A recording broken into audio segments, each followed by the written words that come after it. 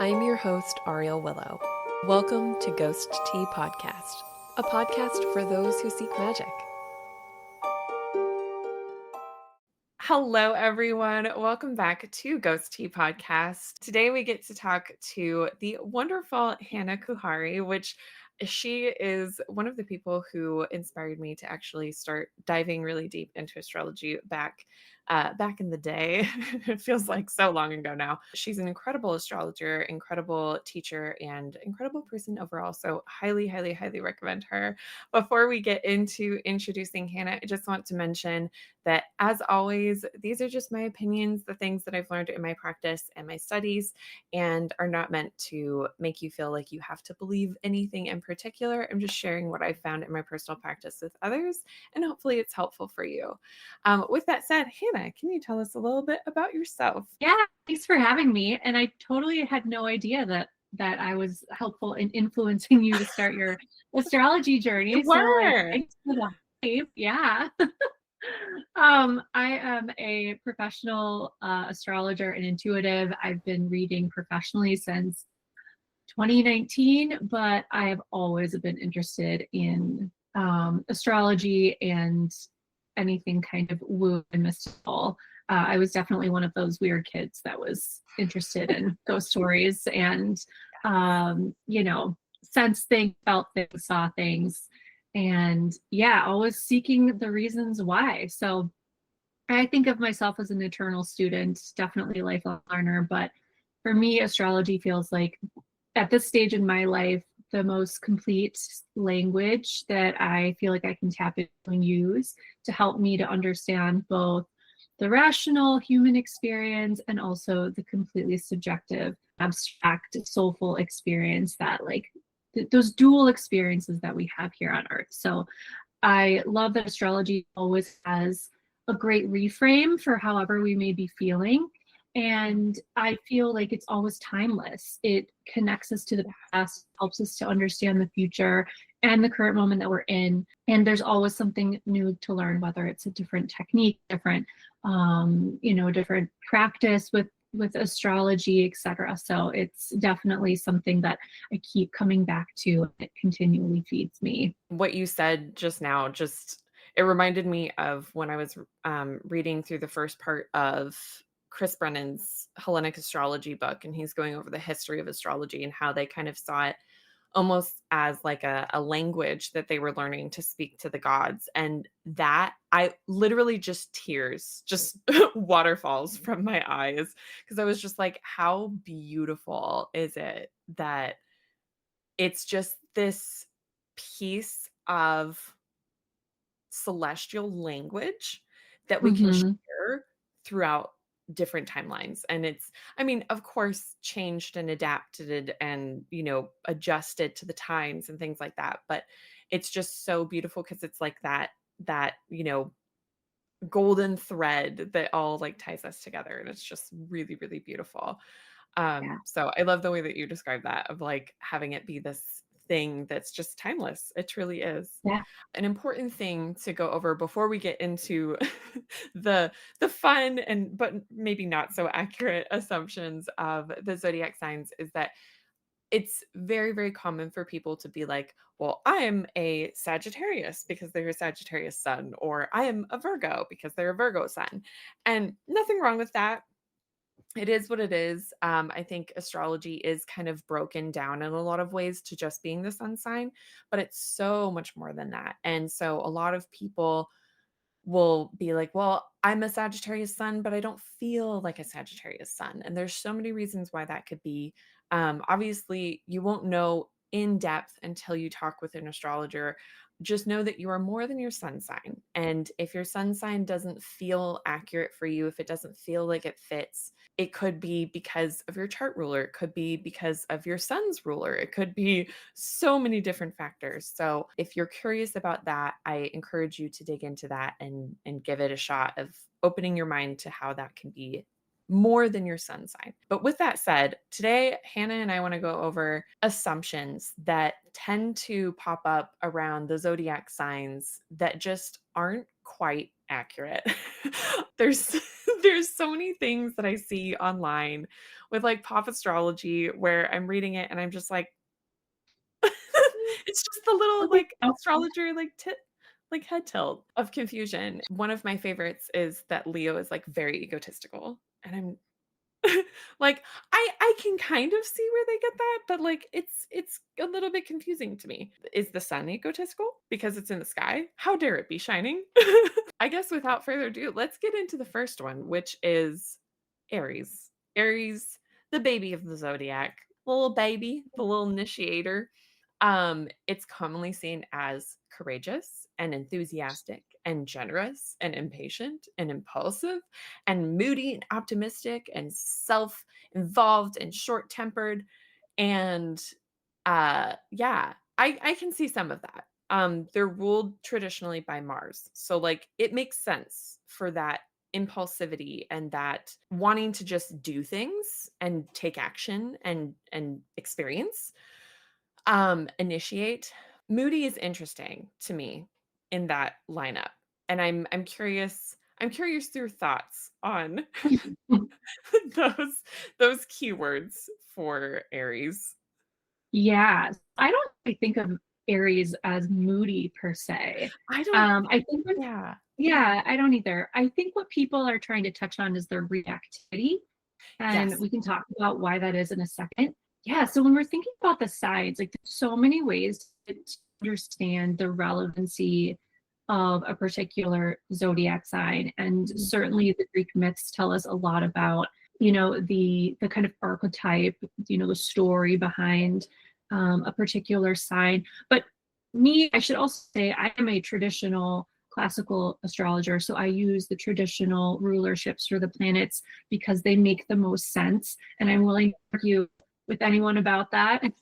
No, I uh, agree. I agree. Like I can yeah, see where they want to put those outer planets in there, but it just for me it makes most sense to have those traditional rulerships for sure. the traditional rulerships make the most sense. And the reason for that is because of modality, their element, whether they're part of the diurnal sect or the nocturnal sect, which basically means if they're part of Team Sun or Team Moon, if they express themselves with the most clarity in the daytime, or are they best suited for nighttime activities. So all of that is really interwoven, those energies, into every particular sign, which helps us to understand the nuance of a particular sign. I think too, in general, when we're talking about the zodiac signs, and I promise I'll get to Aries here in a second, we're talking Mhm. about energy that is expressed through the will of any particular planet. And so that could be your sun, that could be your Mars, that could be your Jupiter, it could also be your ascendant.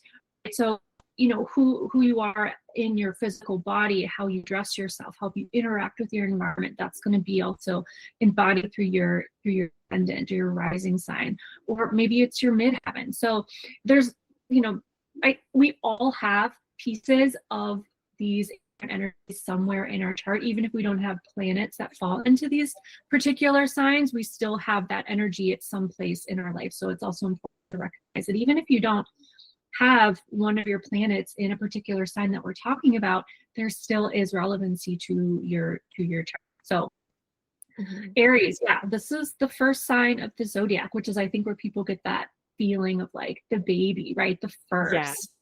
Um, and Aries is cardinal fire. It's of the element of fire, which to the ancient Greeks was all about intuition, which is less how we understand it in terms of kind of and that's not spiritual, but it's less about energy in kind of a psychic way. It's more about the impulse that kind of rises from unknown space. There is this need to respond or to react or just kind of sense. So there is a lot of intuition that comes from the fire signs. So Aries, being a cardinal sign, is initiatory. The cardinal signs are meant to lead us into a new world. There is a leadership quality, so this desire to move forward, momentum, with Aries. And yeah, the baby of the zodiac being the first sign, I like to think of it also as like the Fool card in tarot. There is this possibility what could be, and let's just dip our toes in and see what happens. I think planets in Aries are often engaging in some sort of risk assessment to some degree. They're Mhm. thinking about, okay, if I throw all my cards on the table, what am I going to be left with? What am I going to lose if I just dive in? Well, let's see what happens. So there Yeah. definitely is this experience of newness and eagerness to try. The word pioneering often is utilized to describe Yeah. Aries, that kind of leadership, trying something new, forging into new ground. And we also think about Aries again by its planetary ruler, which is Mars. Mars being a planet that inserts, Mars penetrates, Mars severs. But Mars is also assertive of our personal will. So I think that's where a lot of that impulsivity comes, and acting first and assessing later. So there's a lot of like animation that I feel like with Aries that we see in the expression. And Aries also has a lot of solar qualities because Aries is where we find the exaltation of the sun. This is where the Mhm. sun shines in most brilliant form. And Aries is also the sign where we find the vernal equinox, so the beginning of course, the astrological new year. But thinking about returning to the light, right? The vernal equinox symbolizes when the sun has moved over the ecliptic, and the days are now getting longer. There's more daylight, right? There's a return to the light. So we think about those solar qualities with Aries of something new, a new dawn, right? Is emerging. There's more light in the world. There's more possibility. I feel like that's that sense of kind of solar optimism. It's less the kind of optimism that comes from faith, which is more Jupiterian, which we'll talk about with some of these signs, but it Yeah. is more about possibility of what could be, and kind of like thrusting ourselves into with maybe even some haste. Aries, I give them credit. Aries people are not afraid to get messy, and it doesn't mean that they're overly aggressive. They're just eager, they're excitable, and they're enthusiastic, and I have a lot of respect for that. Yeah, I think there's a lot of really beautiful qualities to Aries in that regard of there's as a Aries Venus myself, and also, I have a lot of people in my family who are Aries suns. Mm-hmm. It is that very like impulsive, but it's just like, okay, like let's just see what happens. Like what's the worst thing that could happen? It is very much like let's initiate and maybe not concern ourselves and hesitate so much on like the possible outcome. But kind of paving, or not even really paving, but like opening the road for other signs to kind of be ushered through, essentially for them to be like, hey, I I Kool-Aid man down this wall. Let's go through together. Yeah, I love that. Totally. um yeah, definitely very much like, let's do it. A Taurus is one that I find so interesting because I've had a lot of Taurus suns in my life. Um, I don't have any Taurus placements myself, so I think it is one that I don't have as much like personal experience with. But it's commonly in pop astrology seen as dependable and generous and lazy and loyal and materialistic and patient and persistent and possessive and self indulging and stubborn. And then there's also another one that says solid and stable, nice or beautiful things, which I can see some of that with the Venus influence, um, having that Venusian energy in it. Um, Mhm. but the laziness part has always bothered me because I don't see Taurus as lazy. I see them as very particular with what they put their energy towards. Like very much like, I'm not going to waste my energy on something that I don't see value in. I'm not going to put Mhm. it there. Like it's just not going to happen. Yeah, I think you're spot on there. But the self-indulging, I can see with the Venus, as Venus can be a little bit more self-indulgent. Stubborn, absolutely. Absolutely, I can see that. But the the persistent one is one that really sticks out to me because I have seen Taurus people who have a lot of heavy Taurus placements in their lives who are so persistent and they just have so much perseverance to make something happen if they want it and they can see a pathway forward to it. Like there is no swaying the direction that Taurus is going as soon as they set their mind on something. Mhm. Yeah, it's that fixed quality of Taurus that we're responding to when we're talking about that stubbornness or that enduring quality of Taurus. I like the word enduring to talk about Yes. Taurus. You know, and it being an earth sign, this is a feminine sign, which is receptive. Whereas Aries is a masculine sign, it's part of the diurnal sect. So it is more external and it is more seeking, whereas the feminine nocturnal signs are more receptive, they're more allowing. And so Taurus, yes, it's the home of Venus. This is the earthy home of Venus. This is also the exaltation of the moon. This is where the moon finds its exaltation. And I love these like kind of lunar qualities when we think about Taurus too, because Mm. the moon is so changeable, right? It's Mhm. fluctuating, it's constantly responding. Whereas Taurus, yes, there is a solidness, there's a sturdiness here to planets that are in Taurus. There is a resiliency and endurance, perseverance.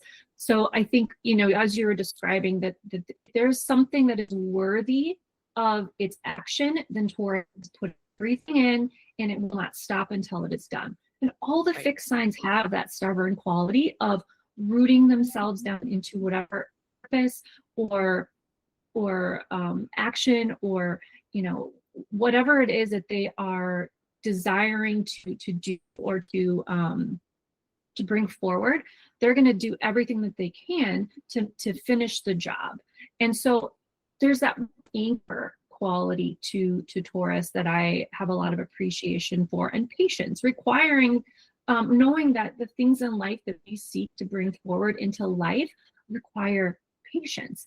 And I think the seasons can teach us a lot about that patience too. About Taurus in the northern hemisphere, this is the height of spring. This is like when all the birds are sitting on their nests and their eggs, and like, you know, those eggs in the nest take time to be incubated properly for the baby bird to emerge into life. It takes time for those seeds that have been sitting dormant all summer to sprout and to finally reach through the soil and to be able to stand firmly. They're not just like little bendy seedlings, but to have some like guts to them, you know? So Mhm. that's, you know, Taurus has that kind of rooted quality that reminds us of our sense of diligence to be able to sink into something that is purposeful and meaningful. And I also think of Taurus as like really good at manifesting, again, because they understand resources, right? The Yeah. earth signs understand what is available and the proper use of them. Taurus understanding that, okay, if I utilize this because it's in season right now, it's going to taste the best. We're thinking about quality. Like Taurus eats seasonally. I think about Taurus people as like they like to eat what's in season. They're interested in what's like at the farmers market. You know, like they want the best, but and they're not willing to take shortcuts for it either. Mhm. They're not like just buying the cheap canned chicken stock. Like they're making their own. You know, like it's just they want the best of it. Right. So I think there's an eye for quality when we think about a Taurus. Yes, stability, loyalty, the things that they're willing to throw themselves behind better be solid. Um, and yeah, the laziness, I don't think it's a lack of motivation, because we know once Taurus is rooted in something, it's going to happen. It's that they're scrutinizing what is worth my energy. Mhm. Um, you know, Taurus is where we find the detriment of Mars as well, because Mars is reactive, impulsive, self-serving, whereas Taurus takes into consideration, is this risk worth getting off the couch for? Like, am I doing this? Should I wait? Do I have enough energy for this? Like, there's a lot of assessment that comes with Taurus in terms of our resources, whether they're spiritual, material, financial, etc., in order to make choices that are going to long term bring success. And ultimately, that's what Taurus is interested in some sense of security and assuredness too. And Taurus, looking at Taurus people in history, there are a lot of people that there are a lot of people with great minds that have sun signs in Taurus that are incredibly fixed in their ideas. Some examples of that would be Sigmund Freud was a Taurus sun. Adolf Hitler was a Taurus sun. Karl Marx was a Taurus sun. So we think about people that are so they're so connected to their particular viewpoint or their idea of how things should be, and yet willing to go the extreme. This could be positive or negative, to make sure that their ideology, that their perspective, that their priority is successful. But there's also a lot of like this, beautiful Venusian qualities to Taurus too. And we see a lot of people that are either Taurus risings or Taurus suns that are just incredibly beautiful. Megan Fox being a great example. Audrey Hepburn, Adele. There's just, that kind of softness that I think of, that kind of sensual softness that comes from the earthy placement of Taurus. So I'm a Taurus rising, so I'm partial to Taurus energy. I think that's what people see in me, as being very cool, calm, and collected, not necessarily aggressive or reactionary, which I find hilarious because inside I feel very sometimes aggressive and reactionary. But it is that kind of like, I'm gonna pick my battles. That's what Taurus is like. No, I'm not gonna let this flutter me unless I'm going all in, and then you're getting the full.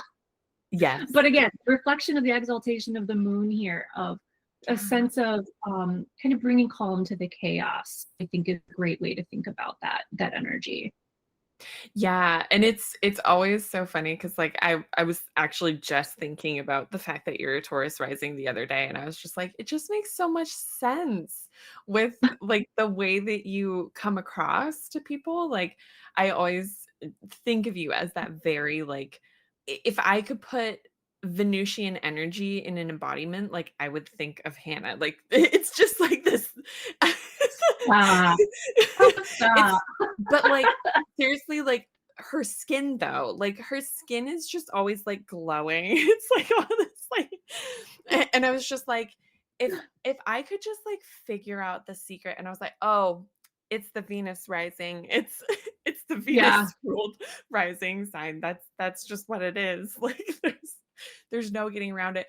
But what's interesting is that with the moon's exaltation in Taurus, like it is so interesting that the people that I think we could kind of put in the category in our minds of like, oh, they must be a Cancer rising, because they have that kind of like full, like sensual presentation that sometimes we see in that Cancer rising, comes through so much in the Taurus risings too. Yeah, I think really Taurus risings, I notice more of like, I don't want to say necessarily stocky, but there is a fullness. So like I look at myself in the mirror and I'm like, cool, I don't have a chiseled jaw, but so Taurus, like a thicker neck.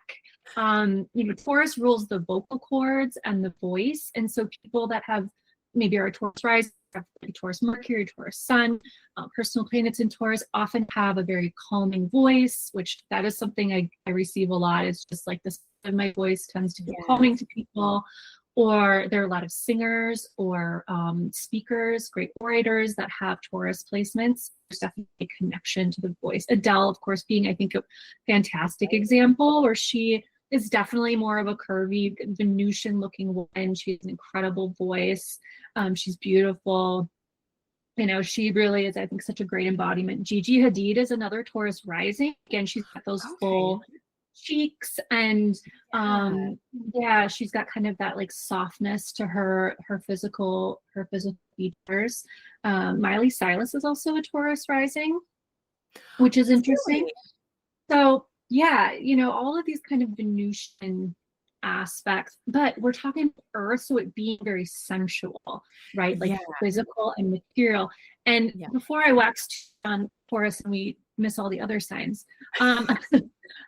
the thing about Taurus and the moon, the connection that I also like to think of is that the moon also represents our physical body.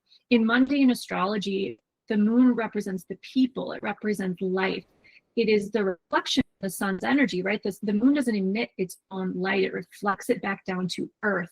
It's the Mhm. closest celestial body to Earth. There is this inherent earthy connection to the moon that I think people often don't Yeah. they're not quick to make that connection.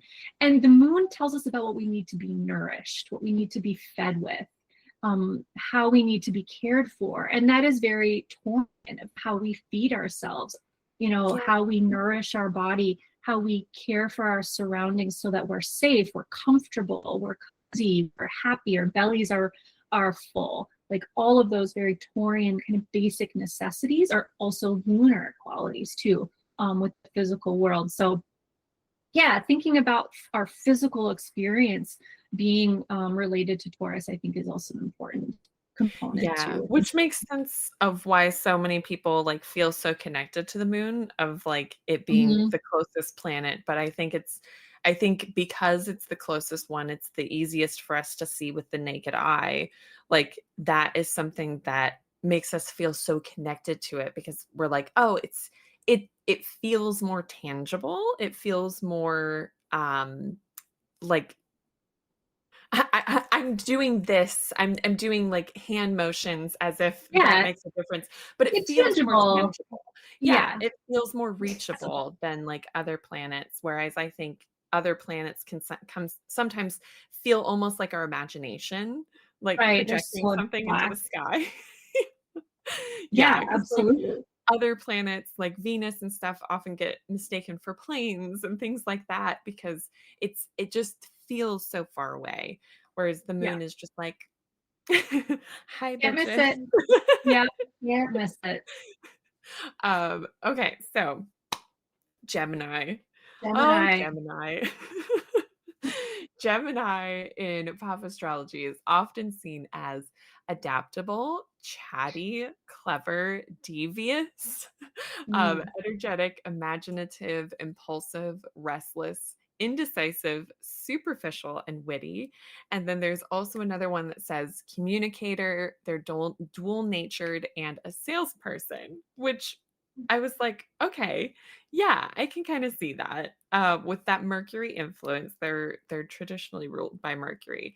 I get the chattiness. I think just because of the association with Mercury, a lot of my Gemini Sun friends and heavy Gemini placement friends and people that I know are, I wouldn't say chatty, but they're just, as soon as you get them on a topic they're really excited about, they will just keep going. Like they're Mhm. just little like just dictionaries, and if you open it to the right page they're just going to be like, here's all the information that you would ever want to know about this one subject. And I love that. The indecisive, and I see this a lot with the dual natured signs of, the mutables especially, but like Libra also, of that indecisiveness. And I can I can understand why people go there, but I feel like it's more so of Gemini is going to be indecisive about things that they just don't really care about super deeply. I Mhm. feel like as if they care about something, they're not going to be indecisive. They're going to be indecisive about things that they're just kind of lukewarm on. They're like, Mhm. I don't really care. Like, make the choice for me. But if they're very passionate about something, they're like, I want that. Like, no questions asked. Yeah. Yeah, it's that mutable energy, that mutable air, which is what Gemini is, mutable air that's very warm and moist, right? It creates warm, moist air creates clouds, lifts you up, right? Like there's different kinds of clouds. It carries you. There's that lightness, I think, to Gemini. I think of Gemini also as like youthful. There's this youthful Yes. curiosity to Gemini energy. These are, planets are in Gemini. They are seeking just enough of something. So whereas other signs may go deep or really root into something or want to penetrate the more esoteric understanding of something, Gemini understands like the sense of moderation in the respect of, I'm going to take a little bit of this and understand just enough to get a sense of whether or not it's for me, and then I'm going to move on to something else and compare it to that and see how I feel about that. So the one that I hear often about Gemini is like the social butterfly from pop Yeah. astrology, which Yep. I think elicits this feeling that Geminis are inherently extroverted, which is completely not the case at all. Yeah. I mean, it Yeah. is a masculine sign, and the air signs are Sure. all interested in the social realms. They're interested in relationships. But what do Mhm. we also mean about relationships? We mean relationships between things, between ideas, between Yeah. concepts, between data.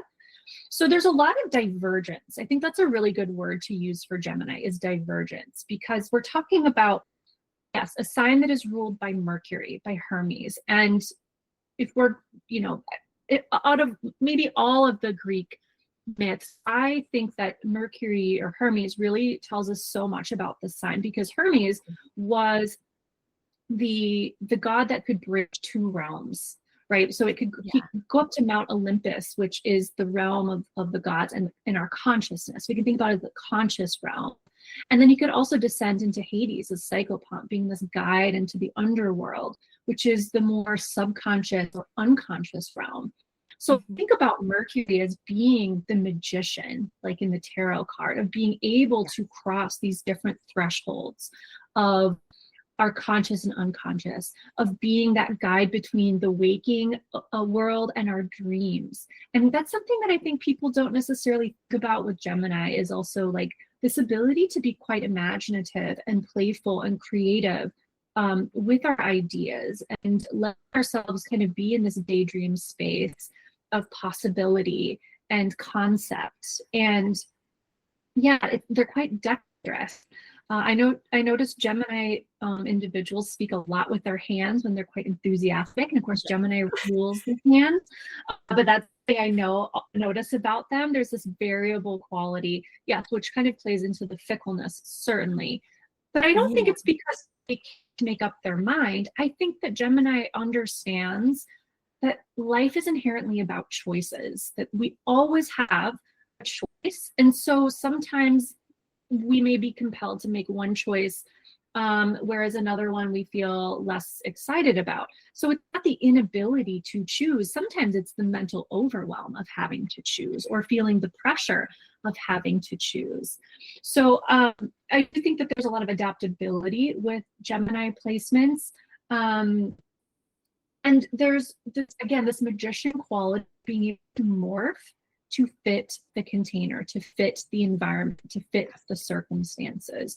Geminis are inherently good at being able to play a particular role, and we see a lot of them in Hollywood. We see a lot of them in, that are story writers, that are musicians in particular. So they understand, yes, communication, and a lot of them have the gift of gab. But I think about this too as using words and ideas and concepts and visions as a tool to kind of summon, in a very metaphorical way, a feeling, an experience, an idea, a movement, which is quite mobile. So yeah, I think the challenge for people with Gemini is feeling like they can't quite nail them down because they're constantly shapeshifters. Yeah. That's really their magic card, is their ability to morph and to kind of shapeshift. That's something that I always have found so interesting with the mutable signs, as someone who's dominantly mutable signs, Uh-huh. is just so many mutables.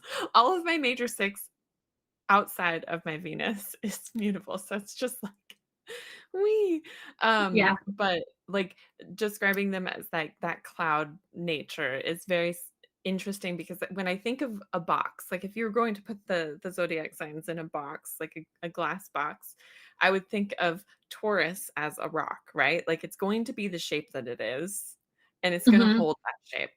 Whereas, like, Virgo, the mutable earth would be maybe more like moss. Like moss can be like, squished in there, or like, kind of sitting in, like, just being in there. Gemini being that cloud nature where it can just kind of be whatever shape you want it to be, like it can adapt. It's just very interesting to think of them in those ways, because it's they're going to fit into the box in very different ways. Cancer is one that I feel like is one of the more not understood signs. I Hmm. see, I see so many people using well, they're moody, they're emotional, and I'm just like, Yeah. okay, that's so overused, Crybaby. but sure. So the common assumptions is that they're adaptable, they're caring, they're clingy, they're dependable, they're emotional, they're loyal but moody, oversensitive, responsive, self-absorbed, and self-pitying. They do not hold back. Dang.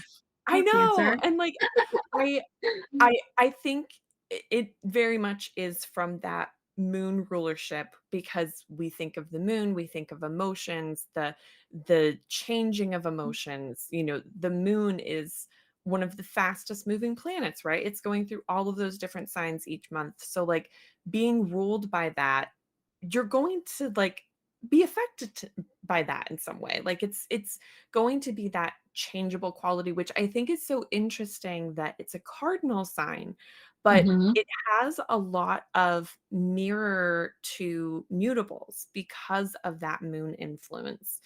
But the cleanliness, I don't know why that bothers me so much, because I don't really have that many Cancer placements, but I know a lot of Cancer sun, so I'm just like, I feel like I have to stand up for you guys. Like, people are just coming for your throats. Like, Well, and so Cancer. If you have Cancer as your sun or your ascendant in particular, wherever your moon is going to be highly influential into how yeah, that energy is received and expressed. But yeah, Cancer being a cardinal sign, cardinal water. I mean, this is the sign of the solstice, right? So opposite Capricorn being the other solstice sign. mhm, Cancer and Capricorn are known as like the life, the birth, the death, the exit of life. These are the gates of men, as they are referred to. So Cancer being that portal that we emerge into in our physical incarnation. So there's a lot of connection for fertility, certainly with Cancer, and I think there's a highly um, creative quality with Cancer that Arians tend to be amazing artists and creators. In particular, I see that they are able to understand a vision and bring it lovingly into life in some sense of the word. Um, but being a water sign, we're also connected to the realm of more abstract experiences, more liminal experiences.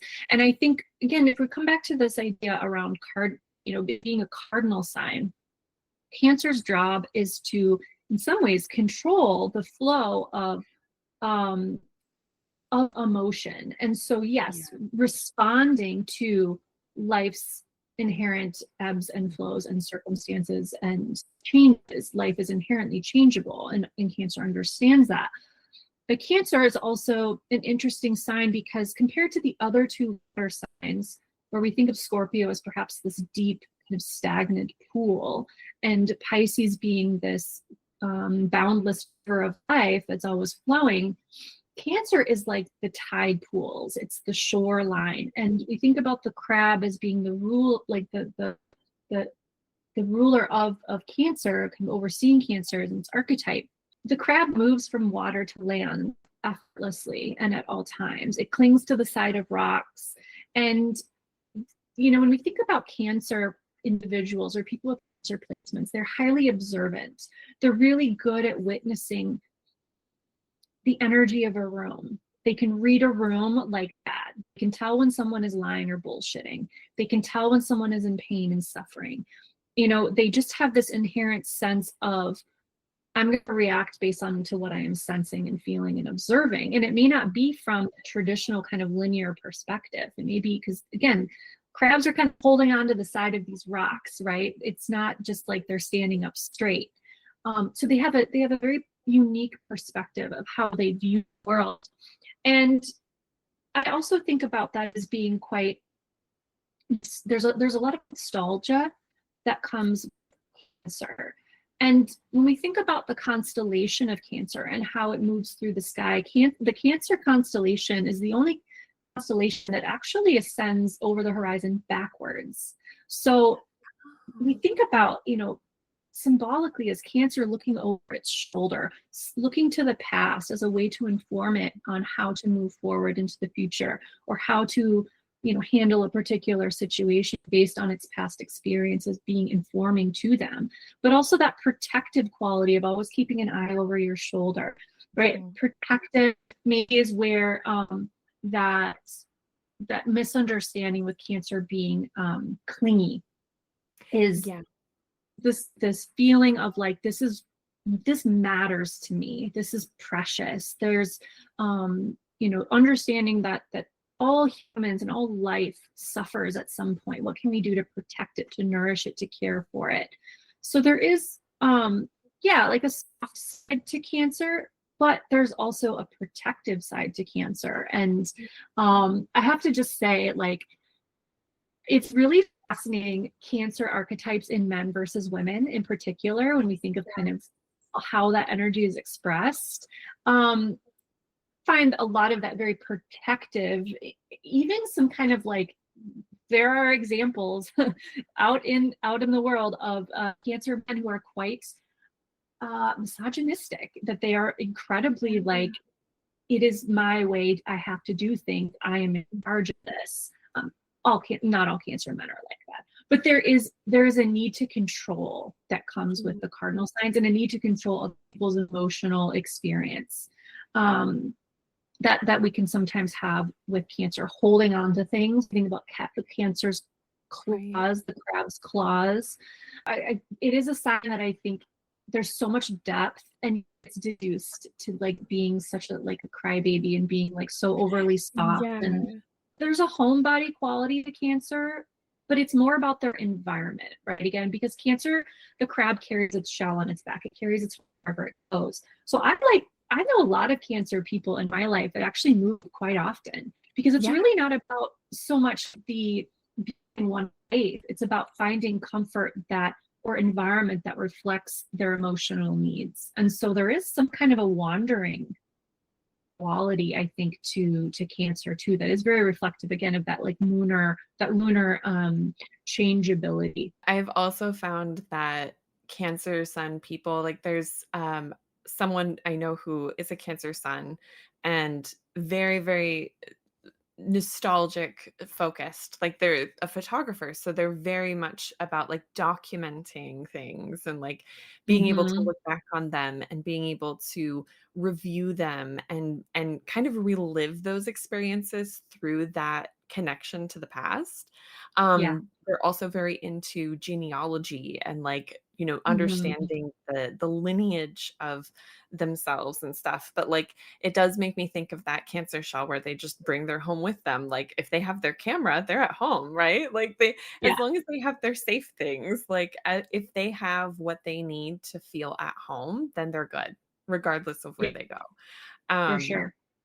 and I think that's beautiful. But like, and that's a conversation maybe that we have to have on a different day. But like the the ways that signs are seen through the lens of like men versus women, and like the way that they're perceived through the signs is wild. It's Mm-hmm. so wild. And it's such an interesting conversation that like I know would just have to be a whole episode itself. But it's fascinating. The other sign that I feel like is highly misunderstood is Leo. Uh-huh. Leo the lion.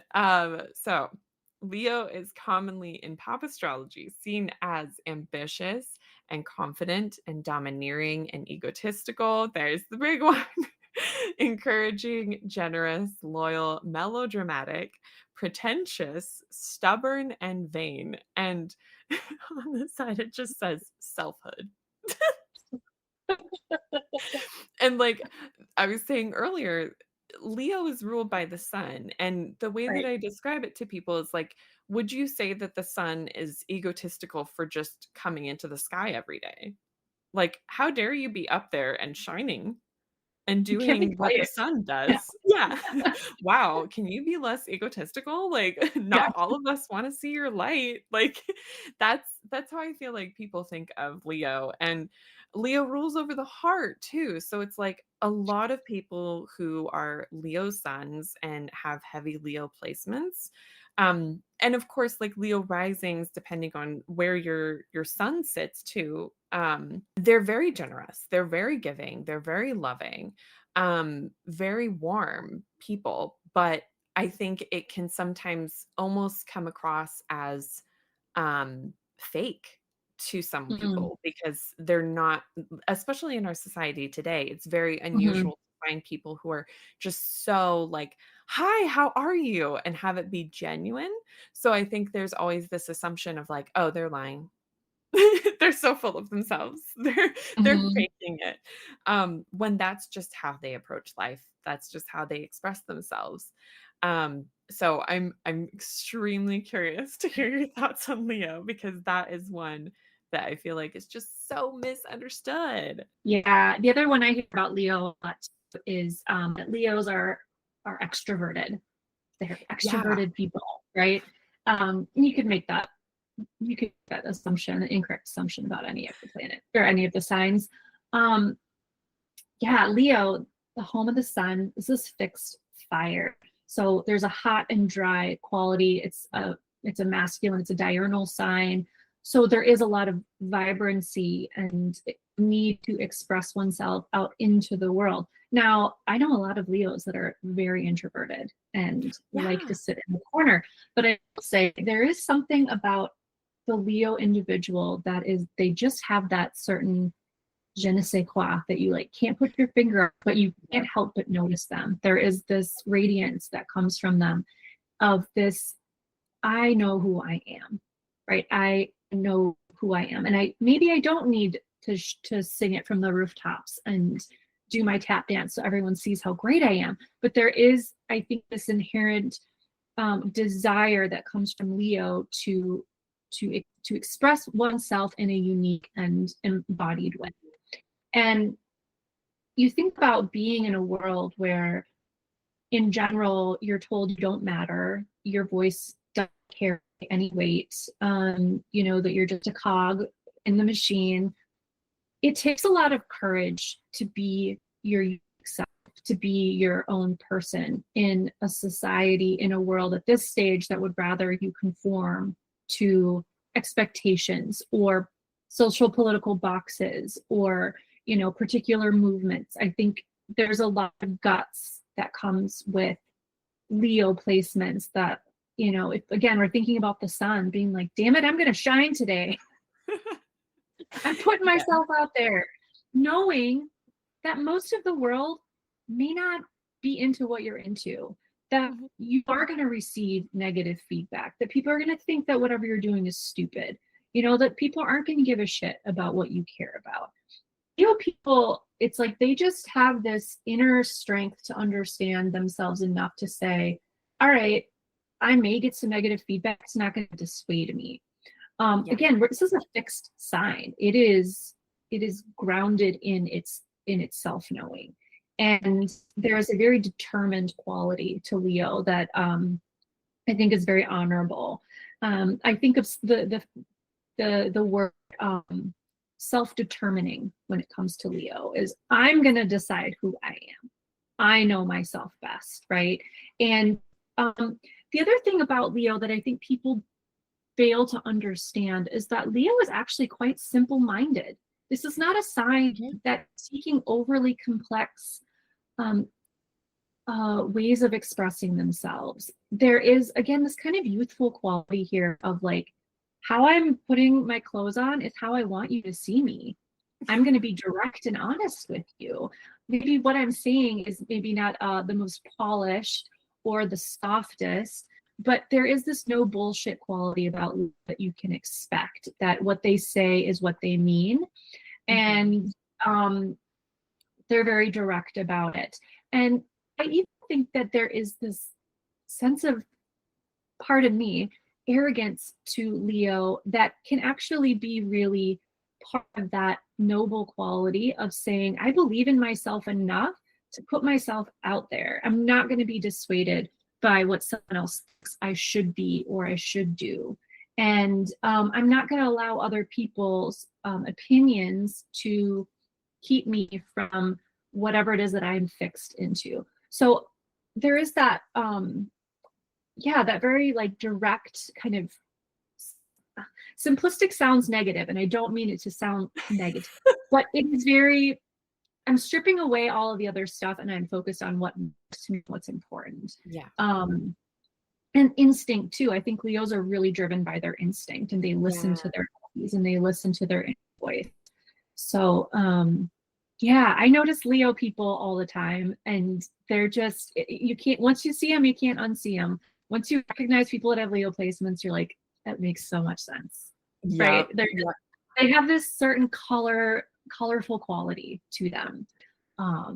So yeah, I have quite a few Leos in my life. My dad's a Leo, and my youngest daughter is a Leo rising. My sister has a Leo moon, and a lot of people with Leo placement end up in the spotlight. There's a lot of them that are actors, vocalists, and are leaders in our society. So there are definitely a lot of them that put themselves physically out there. But that's not to say that all Leos are seeking the literal spotlight. I think much to the dismay of Leo suns, as much as you want to be a wallflower, I don't know if you can. I don't know if you can be, because we're just going to just notice you anywhere. You can be a wall sconce, but not a wallflower. But I do also think that with Leo, like the boldness of Leo, I think is often what people perceive as egotistical, which does beg the question. Here we go, getting philosophical. It does beg the question of, why is boldness and confidence seen as egotistical?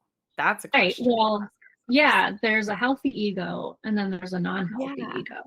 Right. Right. So Barack Obama is a Leo sun, and I think he was a very well-liked president, and I think he has a lot of really positive Leo tendencies. That he comes across being very very centered in his self, confident, sturdy, and people that have fixed placements, they just seem quite grounded in whatever it is that they're interested in.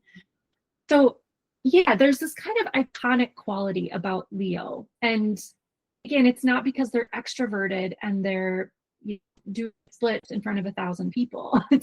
There is just something about them that commands presence, that commands you notice them, and it seems to just come naturally to them. Whitney Houston was a Leo sun. You talk about an icon who demanded a crowd. Like, she knew she was a good singer, and it was completely embodied in her gifts and talents. Madonna, another Leo sun.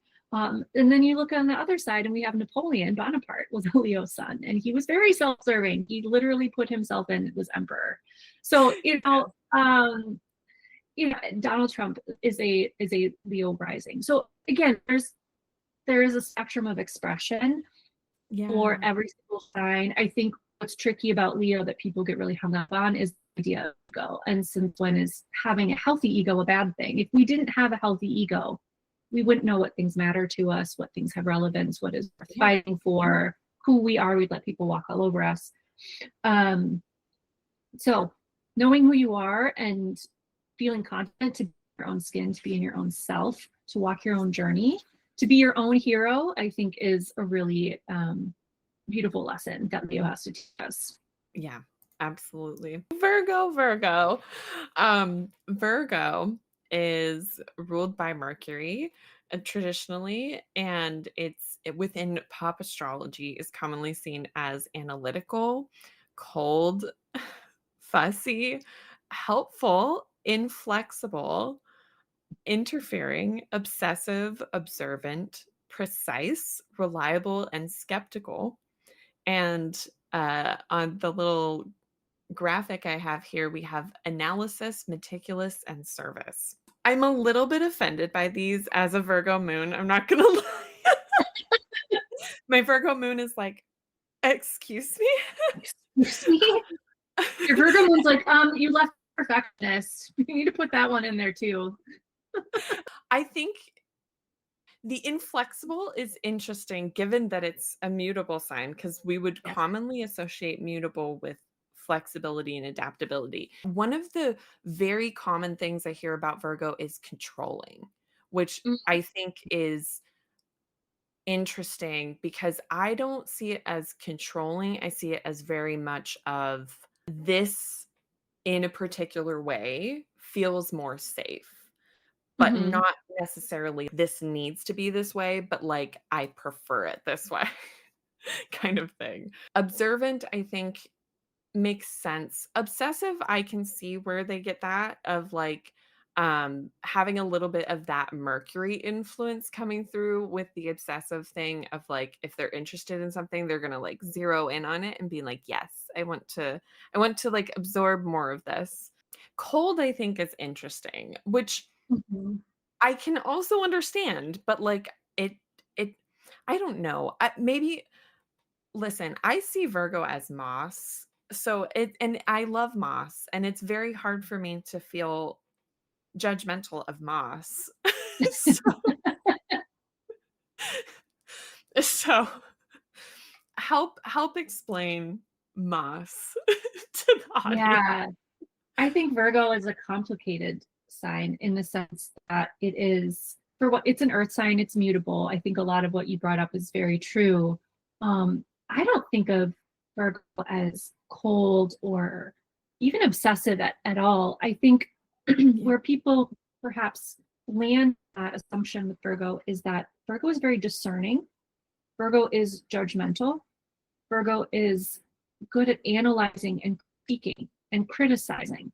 And Mhm. those are all things that are necessary to become good at something, to make something better, to invent something, to discover something. That process of analysis and judgment and discernment and assess doesn't necessarily feel good when someone's doing it to us. So I think that's where people oftentimes feel that that Virgo energy, when it's being placed on them, feels quite Mhm. detached from perhaps Yeah. empathy, right? But Virgo's a feminine sign. There's receptivity here. And it being mutable means that it is preparing for change. And that is where Virgo is so skilled and so adaptable, is that Virgo recognizes that there could be this scenario, this scenario, this scenario, and I better have a plan for all of them. I want to be able to anticipate when something inevitably changes, how or when I'm going to do something. We think about Virgo here in the Northern Hemisphere as being that peak harvest time. And, we think about farmers when they're deciding when to harvest their crops. You don't want to do it too early because then the food's not ripe, then your corn isn't good. You wait too long and then it's completely ruined and all of your hard work has gone to spoil. So there is this, yeah, that mercurial desire for detail and critique and assessment to know the right time when things have to happen. And that's also a reflection of it being an earth sign, of recognizing that there is a season that is about to turn over, that we are headed towards winter. So we better prepare ourselves. We better Mhm. anticipate some challenges that we may have ahead so that we can best utilize resources in a sustainable and conscious way. And I think about people that have Virgo placements as being really conscious of using things in a way that are quite thoughtful and practical, and they never do too much of it, you know, that I feel like I can look at someone, I can tell right away if they have a Virgo placement. They don't have that Jupiterian desire to kind of like go big or go home. Um, but they're also not Saturnian where they're like completely devoiding themselves of any Right. experience of like having joy before hard work. So I think Mhm. that again, that real assessment, the ability to perceive a situation and anticipate what is the right recourse for this is such a gift, which is what makes Virgo, in a sense, such an intuitive sign. Maybe not intuitive like the water signs of how they feel energy, but Yeah. Virgo is intuitive in how it assesses its environment.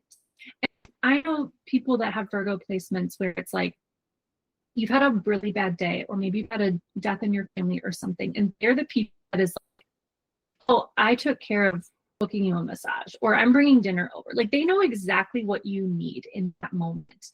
They're thinking about how do I solve this problem, which I think can lead into that obsessive quality of needing to make things better. There is a desire for service and a sense of mastery, which again is mercurial, wanting to continue to learn to be better.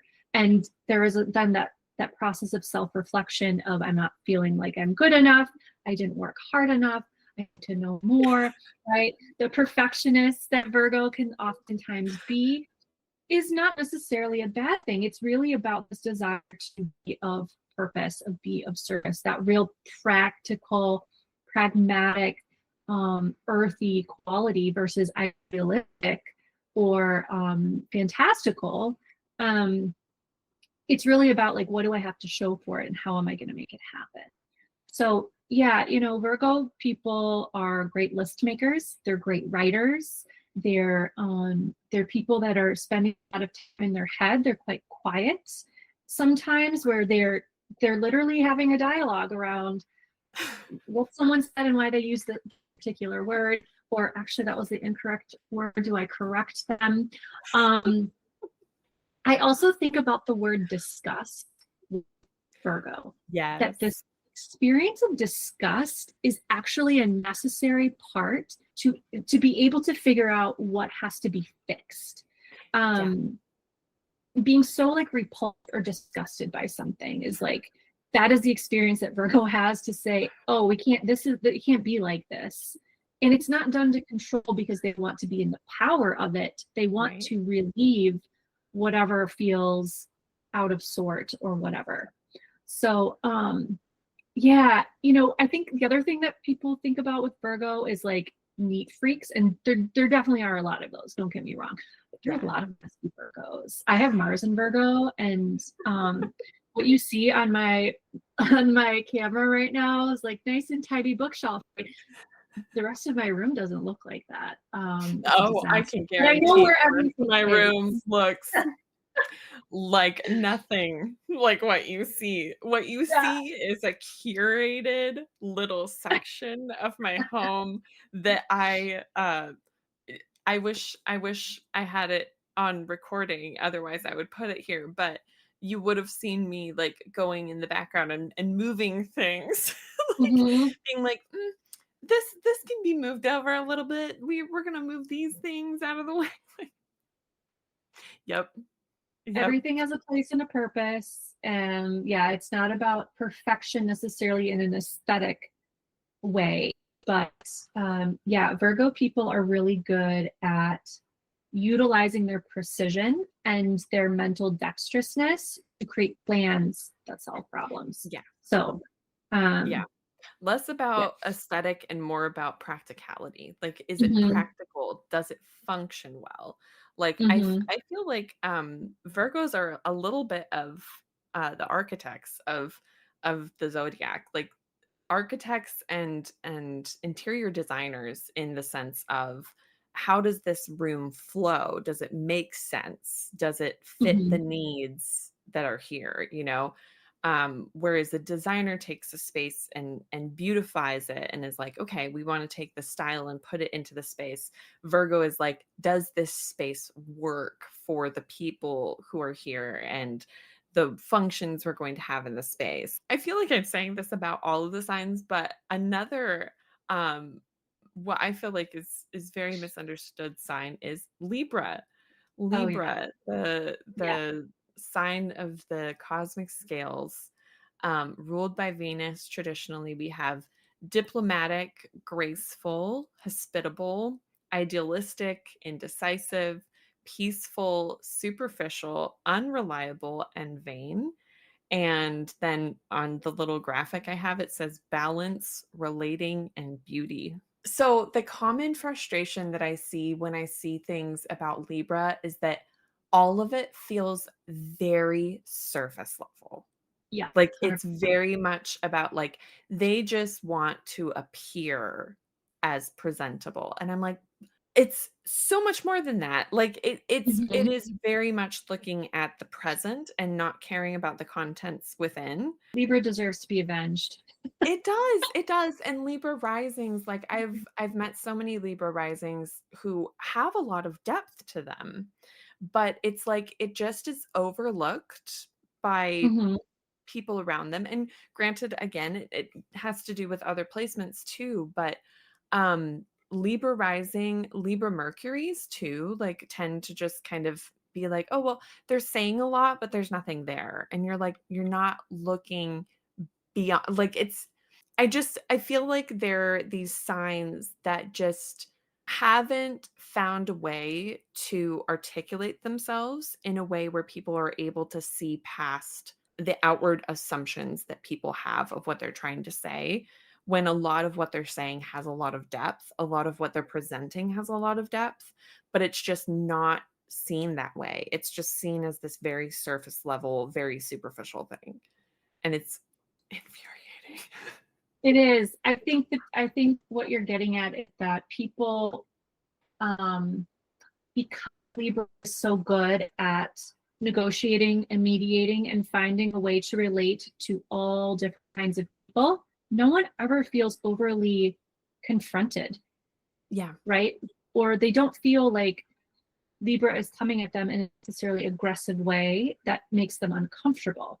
And Mhm. so that in that respect, it's like you're not being stopped in your tracks, someone's walking with you, right? Yeah. And so that there's something there that feels more easeful. And I think that that's perhaps where the juxtaposition of saying someone that has Mercury and Libra versus Mercury and Scorpio is a very different experience. But yes, I also feel like Libra is a very misunderstood sign. And it's quite a fascinating sign because again, we're talking about a cardinal sign. This is cardinal air, Yeah. but this is Venus in her diurnal form. So this is a masculine sign.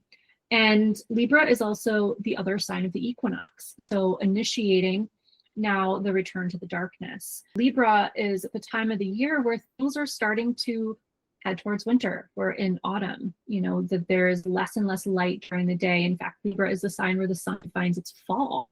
And this is also Mars's detriment. So there is this feeling of lessening and hardening, actually, when we think about that from a seasonal perspective. And that's, of course, why we look at the seasons with Western tropical astrology. I thought Libra as the estimator, that they estimate the needs of people, of themselves, of situations, of resources.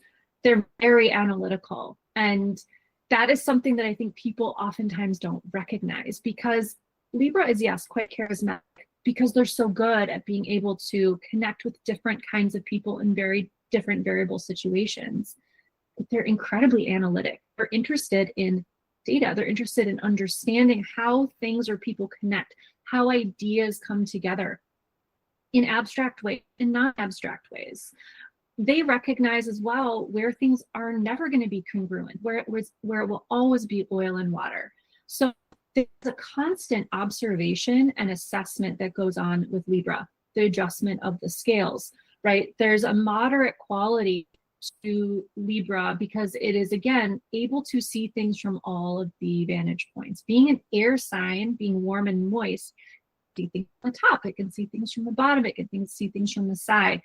So I find a lot of Libras in my life. I'm married to a Libra sun and a Libra midheaven, a Libra Mercury, and a Libra Saturn, very Libran man this can also be very devil advocate, which that sometimes drives me a little bit crazy. But I also have Venus in Libra, so I get it. There is it feels important for Libra to say, oh, don't forget about this angle. You're Mhm. missing this side of the story, right? And that also comes with discretion of recognizing that just because things are different or not equal doesn't mean that we have to throw a big fit about it, or that we have to like put everything on parade. There is a very judgmental quality to Libra. Again, looking at choices, options, things that make sense together, things that don't make sense together. And I think Libra looks at conflict as a lack of inertia. Again, we're thinking about a cardinal sign. Cardinal signs want to move things forward. They want to lead us in a new direction.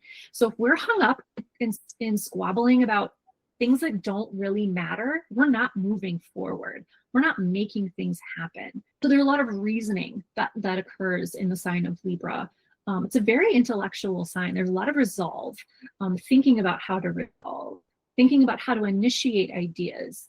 Libras are fantastic for soundboarding. If you have an idea that something doesn't make sense to you, or you've got a bunch of ideas kind of swirling around, like grab a Libra friend and just talk it out with them. They will help you to see all angles and figure out where something isn't working or how you can make it come together. Because yes, this is the sign of relating, which people automatically assume like, oh, getting along, harmony, Yeah. balance. Sometimes harmony means cutting people out of your life. Sometimes finding balance means saying, no, my needs are actually really important. Mhm. Sometimes relating means that we have to be the bridge between things that are really, really difficult and challenging. And I think that requires a lot of strength, and that requires a lot of mental fortitude that I think people are oftentimes overlooked with Libra. There's a lot going on with Libra people, and I think they kind of fly under the radar because again, they are charismatic, they can be very diplomatic, they just find the right words to put you at ease. They generally want to get along with people, but they're also not pushovers, and that is like one of the assumptions about Libra that drives me crazy, that they're indecisive pushovers. Yeah. Libra, their indecisiveness comes from understanding the myriad of choices that we have at all times and recognizing value in many choices. It's not because they don't have desires, they certainly do, but they also understand that there are consequences to our choices. And so it's really this process of assessing, okay, if I make this choice and this is the consequence, shit, how do I feel about that? I may need to think about that for a second. Or if I Mhm. choose this, what's the consequence going to be there? So it's not an immediate, I'm going to make the decision and then deal with the consequences later. It's, I want to make sure that the choice that I'm making makes sense, is impactful, is, not hurting other people, feels good, whatever it is. And also weighing what it means to make that decision either way. Yeah, Kamala Harris is a Libra sun. AOC is a Leo sun. I think those are both really great examples of Libra placements that are not pushovers, that also kind of fly under the radar. Mhm. Um, JFK was a Libra rising. I mean, he was like the people's president, very Yeah. charismatic, likable. Yeah, I'm with you. Libra Libra deserves. deserves justice. Yeah. Scorpio. Scorpio is fixed water, ruled by Mhm. Mars traditionally, which modernly they always put it with Pluto, which I feel like the conversations about the planets alone could be a whole episode. Scorpio ruled by Mars. Oftentimes they are in pop astrology seen as dynamic and jealous and loyal and manipulative and observant and obsessive, passionate, resourceful, suspicious, and unyielding. And on my graphic here, it says penetration, intensity, and sexual. I I can see where we get the intensity and the sexual and the penetration from the Mars. The jealous and like manipulative part of Scorpio, I feel like is very misunderstood. I don't think they're jealous at visuals is the way that I always think of things. Like like Cancer being that water sign where the water is just kind of everywhere flowing, and Pisces being like moving around rocks and things like that, whereas Scorpio is like this fixed channel of water. It has dams, it has channels, it has directions. Like it's very much like this is the direction we're going. We can turn off the water here, we can turn it on over here. Like again, Scorpio is also one of those signs, and I think we see this a lot with the water signs, where men with prominent Scorpio placements are viewed as very, very different as women with Mhm. prominent Scorpio views. Like, I find that the common viewpoint or assumptions that are made with women is like they're very sensual and mysterious and like dominant, and the men who are Scorpio are manipulative and jealous and controlling, and like it's just very interesting to see that duality and how differently they're perceived when the sign is the same, but it's just perceived so differently. Yeah, Scorpio is fixed water. This is depth, right? And when we think about deep water, we think about sediment on the bottom. Think about things that filter their way down to the bottom. And Scorpio being that sign that is happy to be that deep, mysterious space in the depths, dredging things up to see what lies below the surface. So the penetrating quality, of course, comes from Mars, of being able to cut through the surface level and to see and experience what's occurring below. Scorpio is also incredibly intuitive. This is a highly intuitive sign because it really can feel and sense what is not being said, Yeah. what is being expressed in an unconscious way.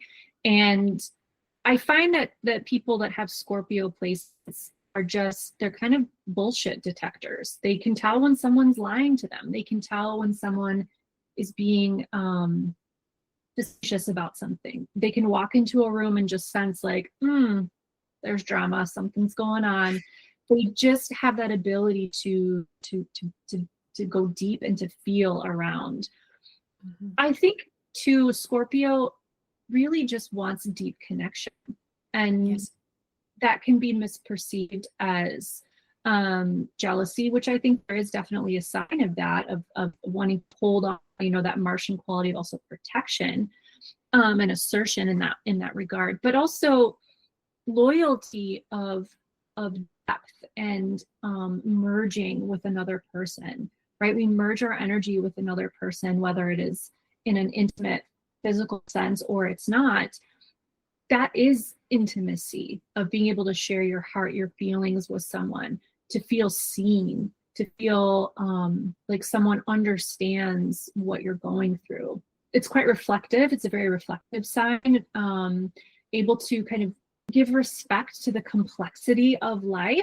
And it is a sign that also understands that things have to come into their ending, that there is a natural season and cycle of life. I mean, being the opposite sign of Taurus, which is all about bringing things into form and manifestation, Scorpio is a sign that breaks things down so that it can be transformed or transmuted, alchemized into something else. And so people with Scorpio placements, I find to be incredibly resilient during hardship. They're really good in a crisis. And again, having Mars as their planetary ruler with fixed quality, they zero in on whatever it is that they are interested in or wanting to achieve. People with Scorpio placements will do whatever it takes to be successful, to get it done. And they're incredibly strategic. Again, being a nocturnal sign, being receptive, they are observant of what's around them. So they will wait until the right time to spring or to launch their attack or to say a little something to you as you're leaving the room that's like, shit, they caught me in the lie. They just sense the timing of things and they are willing to wait until time is right. And I think that is something that people don't understand about Scorpio, is just how strategic they are. People that have Scorpio place are they're just resilient. They just have this ability to endure hardship and to be able to come out on the other side stronger. And they're incredibly loyal friends and family members. And I mean, I feel like I'm a little bit partial because I am a Scorpio sun, but I noticed that about other Scorpio people in my life. I seem to have quite a few of them, is that they are just very passionate about the things that matter to their hearts and willing to sacrifice if necessary to make it happen. And when we think about the other water signs, Cancer and Pisces are not two signs that will willingly fight for things in like a Martian sense, but Scorpio Yeah. will. It doesn't seek it as its first route of success. It doesn't seek to fight because it enjoys it, but it knows that if it has to do it to protect itself or the things that it loves or matters to them, it will do that. I also want to say that I feel like a lot of people think about Scorpio as being like the goth when they're really not. Yeah. I think Capricorn and Virgo are the goth signs, but Scorpio is, because they are so mysterious, they don't put everything out there. They're very private. Again, being deep, fixed water, they pull things down, they internalize. They're constantly ruminating about things. It may take a while for them to let go after they've processed something. You can say a little bit about all the water signs, but in particular Scorpio, really holding on until it feels like it has fully understood and digested something before it can move on to the next thing. So again, there's so many expressions of each of the signs, but Scorpio, I feel like, is often kind of painted as like the goth, like the Yeah, almost vindictive shit a about little other people, is super mean. I think if Yeah. they're crossed, they'll speak up for themselves. They'll do what's necessary to protect themselves and their vulnerability. But at the end of the day, they just want to connect really deeply with other people and invest all of their energy into something that feels reciprocal and safe. I think of like Mariana's Trench, where it's so far down there and nothing down Mm-hmm. there is hiding.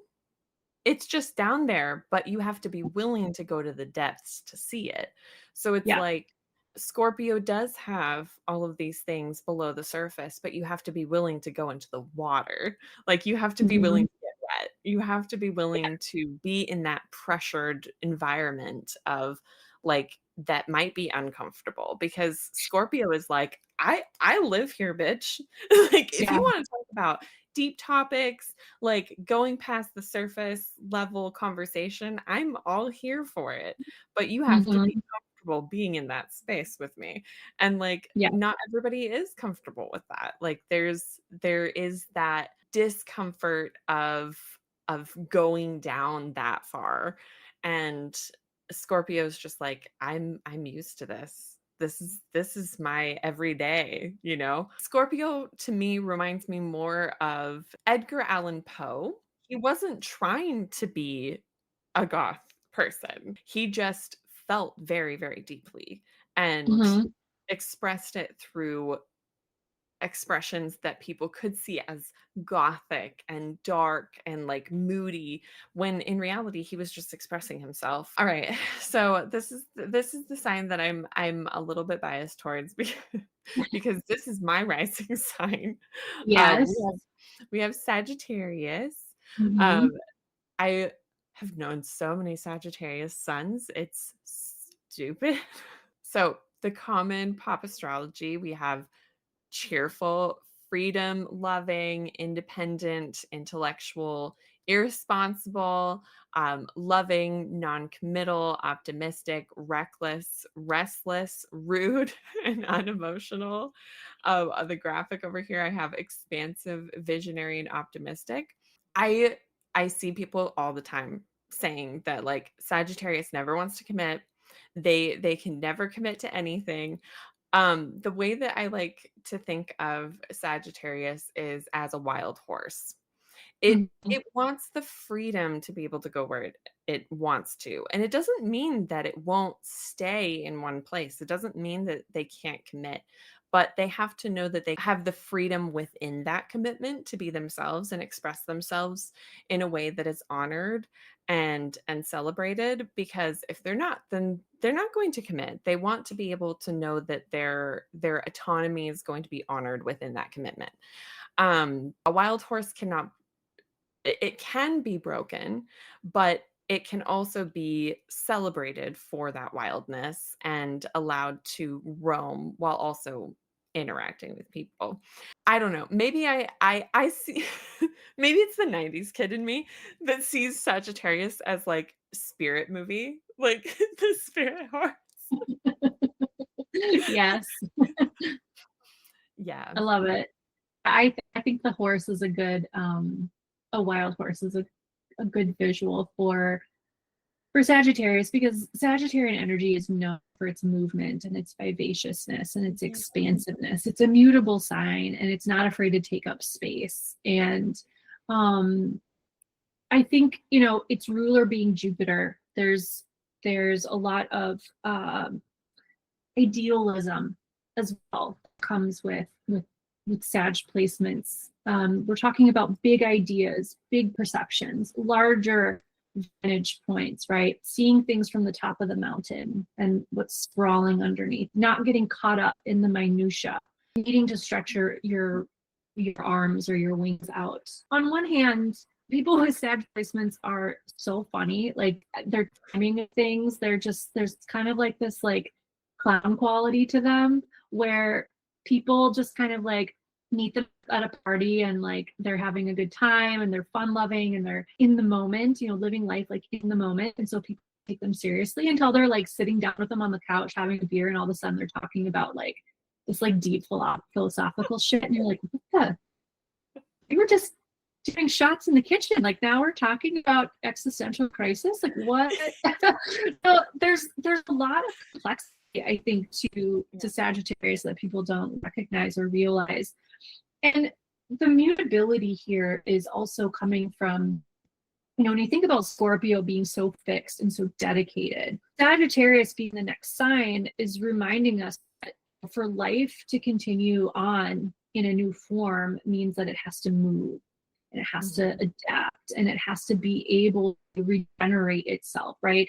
And so I also think of Sagittarius as like a wildfire, as like a prairie fire, and how, at least where I live in the Midwest here in Nebraska, like this whole area was once native prairie and it needed fire to regenerate itself year after year. And there's many places like that on the earth where having fire is a necessary part of putting nutrients back in the soil and allowing new life to come in and to clear out for growth that is getting in the way of being able to have things in a healthy balance. And we can also think about Sagittarius seasonally as being at that late stage of autumn where all the leaves have come down off the trees in the forest. And maybe before you couldn't see through the forest because it was so dense and there was so much vegetation and so many leaves. But now that all the leaves have come down, there's a clearing and you can see through the trees. You can suddenly see farther. You have a different perspective around something that once felt familiar. And so I think that there is, again, that wisdom that comes from lived experience with Sagittarius that recognizes like what we're feeling in this moment or what we're experiencing in this moment is inevitably going to change. And I have faith and trust that turning over or that shift, that change is going to help me to see more of what I'm not understanding right now. Hope and faith are such a Jupiterian gift, and in the sign of fire, this is very, yeah, there's a lot of idealism that can come in here too, of thinking about how things could be. I'm seeing the clearing, what could take shape here, what do I want to bring forward? Do I need to experience more of this? Do I need to experience more of that? So yeah, that freedom is helpful to be able to see more of what we were maybe narrow-minded about. That I think Sagittarius is really, really good and really gifted at. I love that visual of the leaves falling off the trees in the forest. That's one of my favorite seasons where everything has kind of fallen off the trees. If you just stand there and are still, like it's just this stillness and openness. it feels magical. It feels It magical. It speaks to feels you. expansive. Yeah, like it feels like this is gonna sound so silly.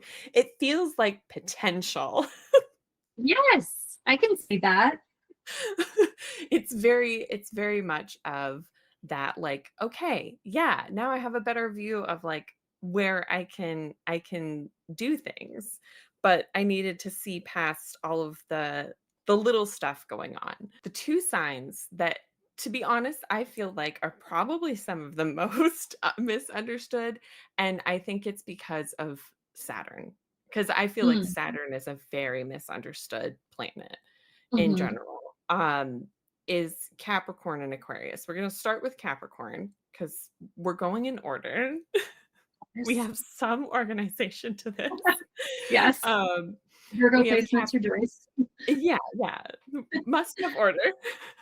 Absolutely. We have Capricorn, which is commonly seen as ambitious and conceited and dictatorial, distrusting, inhibited, loyal, patient, resourceful, responsible, unimaginative, a workaholic, and in the little graphic I have, it says it's responsible and authoritative.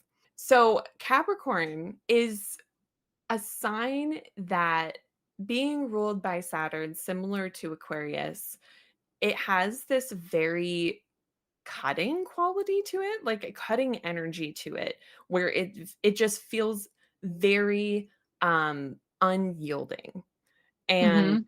very particular and very much like, this is how things are done and that's how we're going to do it, right? I think very much of the Pluto in Capricorn that we recently came out of like that, very much like, this has worked somewhat for the past, what, 20, 30 years. So, like, why change it? Like, if it works, Mhm. why change it? Even if it's not quite the most functional, like it's there and it's built as a structure. So, if it's not broken, why fix it? There was someone who described Capricorn as being a sign that takes on responsibility not because they want to, but because they want the stability that comes from doing the work that is needed, which is why that workaholic thing comes in, of like, they don't want to be workaholics, but they're willing to do the hard work in order to have that stability because that's what they want. They don't want the work, they want the stability from that work, which I thought was a very interesting way to look at it, 'cause it kinda changed my perception of how I viewed Capricorn. Yeah, Capricorn is another really complex sign, and one that I think pop astrology and a lot of modern astrology too really shifts it from its inherent feminine quality to being an overly masculine expressed quality. Because in Western society, we have a lot attributed hard work and providership in a material or financial way as being a masculine duty, Mhm. when actually history teaches us that a lot of those jobs or a lot of those efforts were actually things that women did and women still do. But yes, Capricorn is cardinal Earth, and it is a feminine sign, which I think surprises a lot of people because there is something quite authoritative that comes through with Capricorn, versus I think of femininity as being soft and allowing. But it is a Saturn ruled sign. And I think of Capricorn as being deliberate. It's very deliberate in what it does, right? It's choosy in its actions and its efforts, knowing that there's a very specific outcome that it is seeking, that it is looking for, that it is working towards. And so it is focused in a very unyielding commitment to whatever that achievement is, whether it is spiritual, material, etc. When you think about providership, again, I love this duality of being a provider between Cancer and Capricorn. Cancer providing the container in which life can be created and can thrive, and nurturing it in that way. And then Capricorn also being how we provide in a resourceful way, how we provide for safety. Those Mhm. are all feminine qualities. And also, thinking about the planetary ruler Saturn being the furthest visible planet that we can see with the naked eye as being the bounds of the solar system, of what we knew of the solar system for a very, very long time. And so that's where that containment and that restriction, that boundary comes from with Saturn.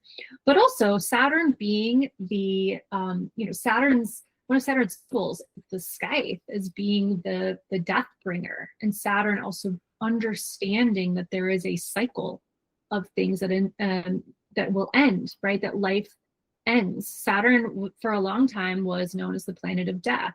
And we think about that in the tarot as the wheel of life, that things will always kind of come back to a beginning or an end. So Capricorn's foresight of being able to recognize time is of the essence, and we don't have to hurry necessarily, but there are things that have to happen in a particular order in order for success or outcome to happen. And that energy is really a one of crafting, like a solid foundation for future generations. Think how to provide for my offspring, how do I provide for my grandchildren, this guardian of lineage, and that every intentional movement or choice that I make now is helping to pave towards supporting the aspiration tomorrow. So yeah, it's not that, I mean, there are lots of Capricorns that enjoy working, but it's because they recognize that there is satisfaction in a job well done, that there is some kind of takeaway from doing things right the first time, even if it takes longer than scrambling to just get it done in the moment. And I think we can also think about Capricorn as this is where the moon finds its fall. And this is also really understood as Capricorn being cold. I think this is something that we often associate with Capricorn as being like, doesn't give a shit about other people, very emotionally cold. There is a detachment, don't get me wrong, but I think of it more as a compartmentalization of recognizing that my feelings are a part of me, my emotions are a part of me, but they do not control me. That my emotions are a part of my experience, but they are not the only thing informing me in regards to my life's choices. And I think the feminine energy is that Capricorn, when it does hold feelings, does so with care and respect. And Capricorn is interested in integrity and also honoring people and things that matter to them through its actions, through its physical form, through its material outputs. I care about you, and so I'm going to set you up with a Roth IRA, or like, because I care about you, I'm going to buy you the safest bike that I can afford, because that quality I know is going to help keep you safe. There's a lot of action in terms of expression of care and love that I think is important, and there's something about stability and presence, showing up for the things that matter, showing up for the people that matter, versus it being an overt display of sentimentalities, so to speak. So it's just a different love language, I guess. But Capricorn really shows us that success is self-determined, and that it comes from steady progress and devotion, the things that we love, the things we are deeply connected to, the things that we are passionate about, and with respect for the passage of time that it takes, and the conscious use of our efforts and our resources to create something that is meaningful and long lasting. And again, coming back to this feminine quality, I think being a mother or being a parent or a provider in some sense, that raising children doesn't stop at 18. You just show up in a different, right? And it is hard work. I have 2 kids, and it is, my husband and I all, not like that day are just like, yeah, this is not for the weak. Like, being a parent is just a fucking trip, man. It is raw, but it is also so fulfilling, and it is the best work I know I will ever do in my life. So hardworking for sure, but the respect for the work because it matters, not just because they want the applause for it. Yeah. And I think about like Mars being in Capricorn, being exalted, like that makes so much sense with that action of like, I'm going to take action to create stability. I think the comparison you have with the Cancer and Capricorn axis of, the life giver and then like the death bringer, it makes me think of birth doulas and death doulas, like the people who help bring, you know, life into the world and the people who comfort as death is coming in. Um, and it's just it is really beautiful to see it in that duality of this nurturing quality of birth, but then this nurturing quality of death. Like I think Mhm. death is always seen as this void, cold, unfeeling experience when in reality, like it is beautiful, but in a very different way than birth would be, right? Like birth is about celebrating the newness and possibilities that life brings, whereas death is this beautiful experience of reviewal and appreciation for what has been, and it's just it's a very really beautiful way to see that axis. Um, Mhm. and I love that. I love that. So, another Saturn ruled sign, we have Aquarius, which I know a couple Aquarius suns. Aquarius, ruled by Saturn traditionally, we have the pop astrology version is aloof and clever, humanitarian, inventive, original, rebellious, sarcastic, stubborn, unemotional, and witty.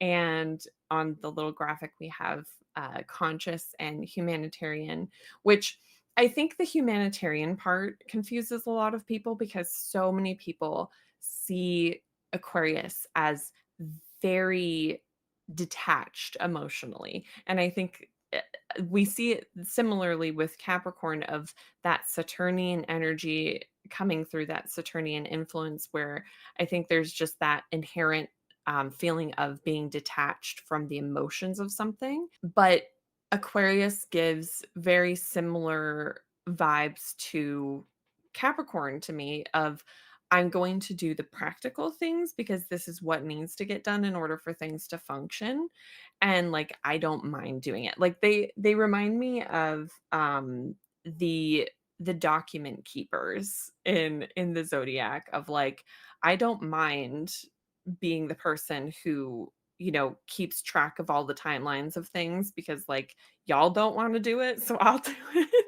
And I think it's because it's that sister sign, that axis of Leo and Aquarius, of Leo just kind of being this sign that people pay so much attention to, that I feel like Aquarius is like, the eyes aren't on me, so I'll just do whatever over here.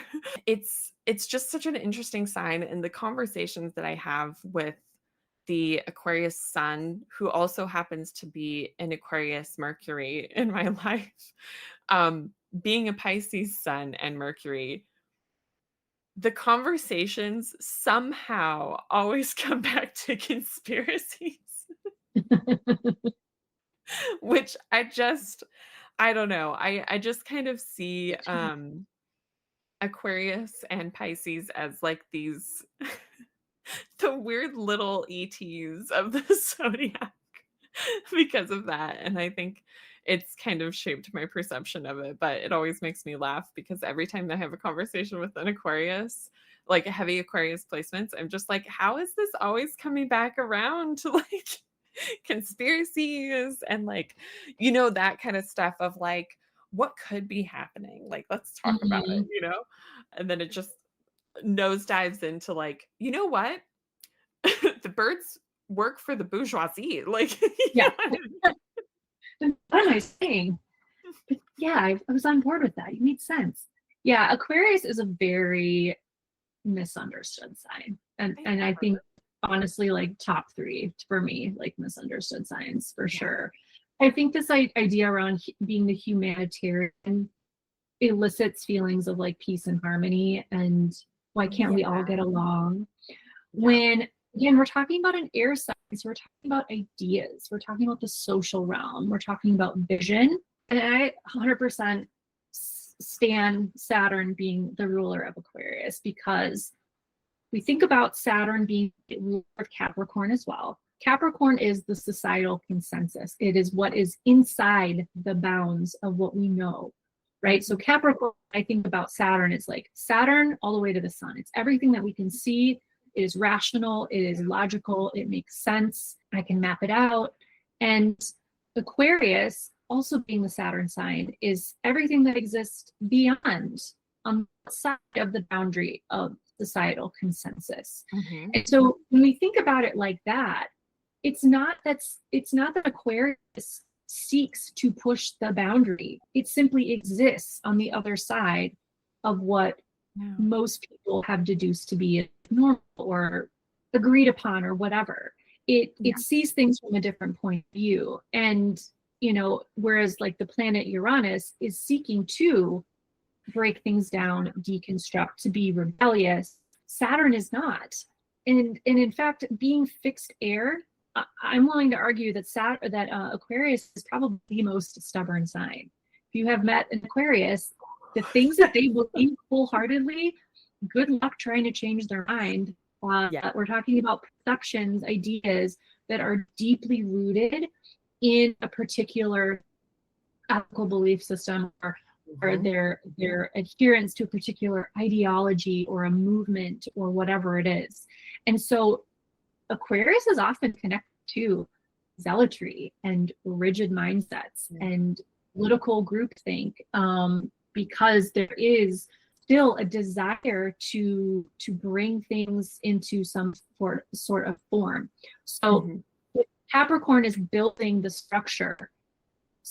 Aquarius recognizes that things can be built new on top of what is already existing. It's tearing it down and starting fresh. It is rebuilding on top of it. And so I think just understanding that helps us to understand Aquarius so much better. I also think about like the opposition with its sister sign of Leo. You know, Leo being the sun, the center solar system. The sun literally sees all the other planets from its personal vantage point outward. So it's the center of the solar system where everything circles around it.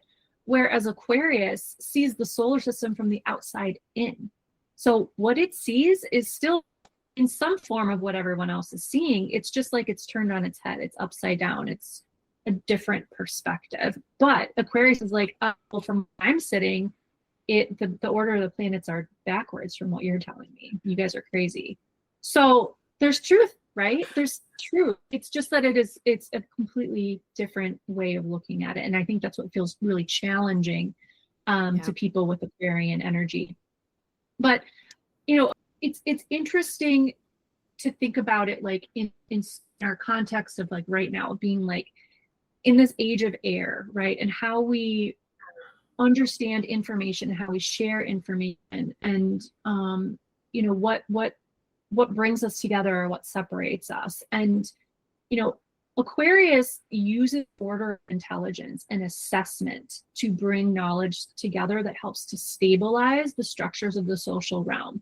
So again, when we think about how we move forward and how progress is being understood, it's that we are having to bring in new information, more information, sharing information, to restructure or to reimagine what we already know in a new way. And I think Aquarius energy is challenging in that way for people to understand that there is, it's not about like, everyone getting along and being, you know, hippy dippy, like peace, love, and beauty.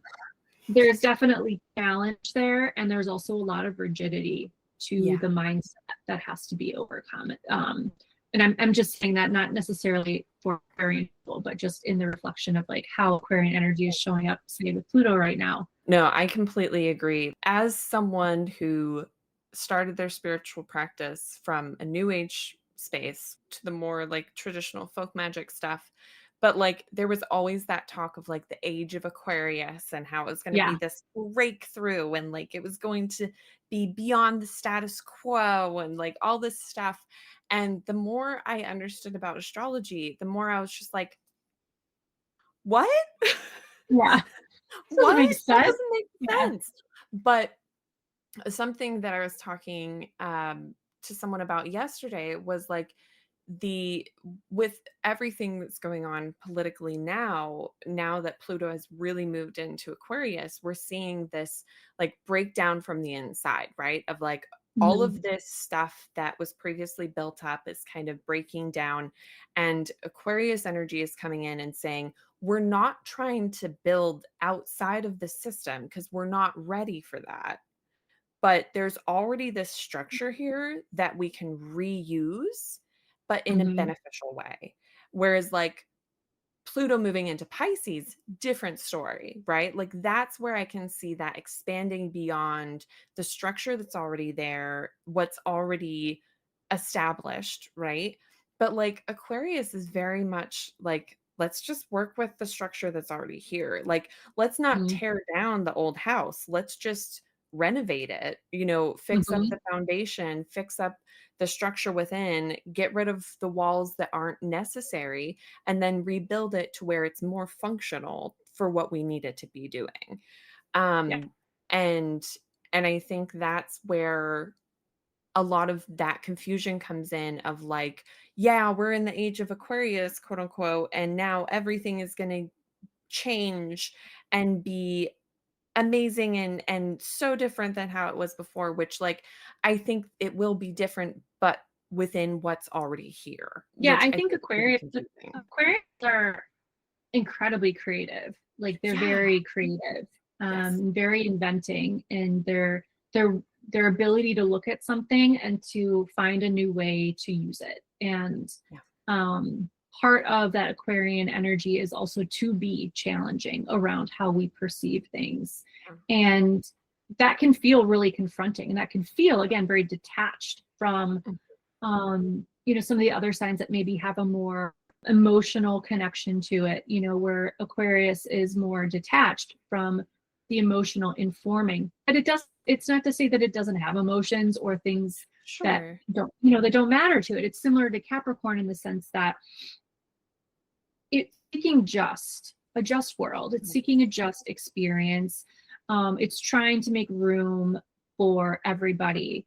How can we move the chairs around so everyone can sit here at the table? And it doesn't mean that everyone's also going to get their way either. Mhm. Um, so yeah, there's definitely a lot of challenge to Aquarian energy as it relates to our current modern society and our expectations of one another. Yeah, and I think there is a lot of that frustration energy of, like, Aquarius being like, "Well, why don't we work with the current structures?" And everybody else Mhm. being like, "We don't want that, like, we want something completely different." And they're like, Yeah. "Not gonna happen, babes. We have Yeah. to, we still have to work within the rule set because we're not ready. We're not like, if we catapult ourselves over the stone wall that we live in, like, we don't know what's out there. I don't think we would survive right now. Like, we need to Mhm. kind of look at, like, what's going on within the castle walls. How can we take what's here, clean it out, power wash that shit, and then just redo it. And I think there can be that frustration of, the people who do want to like have that radical different shift in things, which, of course, awesome. But like there has to be that progression in the sense of like you're not going to go from being a tadpole to being a frog overnight. It's just not going to happen. There has to be that Mhm. those stages of adaptation that happen within that cycle. Um and that brings us to Pisces. Yes. Pisces in pop astrology, we have accepting, adaptable, compassionate, devoted, escapist, imaginative, indecisive, lazy, oversensitive, and self-pitying. We have in the graphic here, we have love, wisdom, and surrender. I'll try not to take offense to anything that was just said about Pisces as a Pisces Sun and Mercury. I'm just biased. But I do think what is interesting is out of all of the ways that the water signs are portrayed in terms of animals, we have two shelled. animals, we have the scorpion and the crab and the fish, which is Pisces. And it's always been confusing to me that they see Cancer as more emotional than Pisces because Pisces doesn't have that outer shell. You know what I mean? Like it's just it's softer, like it doesn't have that outer defense, which makes me feel like out of all of the water signs, Pisces is probably the most sensitive in regards to like really feeling the effects of the different changes in the water temperature or things like that, the way that Cancer and Scorpio might not feel as immediately or be as affected by, if that makes sense. Yeah, there's more of a porous quality to Pisces placements or planets in Pisces, that they have this very malleable experience of osmosis, Yeah. whereas Cancer's emotional experience is very personal. It's what's inhabited inside of me. And to some extent, Scorpio as well, although maybe what it shares with another person. But I think about Pisces as, again, this is a Jupiter ruled sign. This is mutable water that is expansive and boundless and uncontainable and everlasting. And it's transcendent beyond time. It's transcendent beyond anything that is structured or concrete. And so I think, Planets and Pisces experience that real Jupiterian expansiveness of things are all consuming and that can be broken apart and dissolving. I think about Pisces as being very dissolving and yeah, just like becoming one with the ocean, becoming one with other people. That does make them very sensitive. But it's more about like the sensitivity that we have for animals, for our neighbors, for someone we saw in a commercial. There's this ability to adapt, again, this mutable quality of like seeing how you could have been in that person's experience. You can viscerally feel what it might be like to be in that place and time, because time to Pisces, it's non-existent in that way. Everything kind of that we experience happens at once. And I love that kind of limitless, liminal appreciation that Pisces has, where things that are constructs suddenly kind of like fade away or dissolve. And, this is the exaltation of Venus, where Venus finds her ability to connect with all people, all hearts, where we can find a meeting place that is soft, that is empathetic, that is generous. I think about Pisces really understanding the human condition, suffering, that it's able to empathize because it recognizes, if you strip all of the other things away of like a person being like whatever their identity is, they're kind of coming out of their skin suit, and what's left, that's what we have in common, is our soulfulness, is our spirit. And also recognize that when we are in human form, everyone experiences suffering, everyone experiences hardship, and that is really challenging for some people to accept, right? Because we want to put people's suffering on a hierarchy based on their privilege, based on their skin tone, based on their male or female, based on if they weren't, like whatever it is. It's like we want to use these little boxes to figure out who has it worse or who has it better. And Pisces is saying, actually, all of that doesn't matter. For your experience, what could be the worst day of your life is still the worst day of your life. That still is real and truthful, compared to what the worst day of my life could have been. And there's something really profound about that when we take away the context of some of those signifiers that we use on a day-to-day basis in our human life, and just recognize the validity of whatever it is that we are experiencing in a moment in time and for other people. And I think that is what allows us to be empathetic and to be generous with our compassion, right? Pisces is also the sign where we understand forgiveness and the courage and the strength it takes to forgive someone that has really hurt you, or to forgive yourself. I think about also the connection to our imagination and our creativity and the more liminal parts of who Mhm. we are. And that's such a beautiful quality that Pisces is able to connect deeply in with.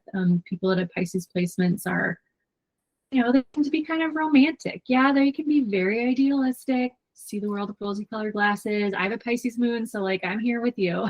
But it's also this incredible faith that cannot be explained by data or reason that compels us to do the things that we do. It is an unshakable feeling, an intuitive knowing. It is that sense of connection to something greater than oneself that helps to keep us buoyant during hard times too. So yeah, Pisces is a sign that I think is often kind of crushed as like being overly sensitive, being completely ungrounded. I have heard of them also, like, and this again is what I've seen so commonly is that difference in how the sign is viewed between femme presenting and masculine presenting people of like Mhm. the masculine presenting people who are Pisces placements are manipulative and, emotionally abusive and like all those things. Whereas like the Pisces femme presenting are like sweet little angels and like, like dreamy artists and stuff like that. And I think, I mean, societally, like, and I, s- it's very, very interesting to me that it commonly is that water sign, which I Mhm. think is because we have societally put it to where like, well, women are just like femme presenting women are just more emotionally expressive and like male presenting, masculine presenting people aren't. So like when there's that more emotionally expressive energy coming through in like a male presenting person, it's seen more so as manipulative and, like sly and things like that, whereas it's not seen and celebrated as much as it is in femme presenting. Um, but with Pisces too, like it is very much seen as like this sign of escapist is one of the things that is mentioned of like they're they're the potheads of the zodiac of like just being like, yeah, bro, like I just thought about it one day and I was just like, we're all connected, like it's just like that kind of energy when it comes to Pisces. And I can see that of like kind of being able to kind of zoom out a little bit and look at things and be like, yeah, okay, yeah, it's not about just this one thing. Like it's about all of these things. Um but sometimes that can feel almost disconnected from people who are very much focusing on the small details, um and someone who's very focused on the small details might be like, the fuck you mean? Like, it all matters. No, like, we're focusing on this one thing, and, like, there's an importance in focusing on this one thing, and they're like, "But it all is interconnected, so, like, why why not Yes. just have it all together?" You know? So it is sometimes difficult in that respect. Having a Mercury, which is in detriment in Pisces, which absolutely makes sense because I feel like Mercury in Gemini and in Virgo is like intangible form where people can say, "Okay, yeah, you're giving me a book," right? Whereas like Pisces just gives you this fish tank of water and they're just like, "These are all the thoughts that I have." And they're like, "Memory is stored within water, so like we can understand this, right?" And everybody's just like, "I am so sorry." Um yeah, no, that's that's not gonna pass. When I think of Mercury in an expressive way, I think of poetry as this very abstract, very let's paint it the things that we're experiencing in tangible form in visuals and ways that make you think about it in a different perspective in a different way and look at it from an angle that maybe you wouldn't have being as someone experiencing it. Um, because looking at Pisces as being kind of the end of the zodiac before we get into like the physical body of Aries, it kind of reminds me of that liminal space between Hmm. death and birth, of like being in spirit form and just kind of viewing life that way, of like, oh, I don't have to be tied to an identity of a physical body. I don't have to be tied to, the things that have happened in the past. Like, I can be within this space of just being, which can feel very detached from the physical experience we're having and where we've been and what we've learned. So it's like it's a tough place to be, and also to find validity in without getting very esoteric and very woo woo, you know? Yeah. So Pisces has always been that interesting sign to me, not just because I'm biased, but just because it embodies something that the other signs just don't quite have. And I've never Hmm. really quite been able to pin it.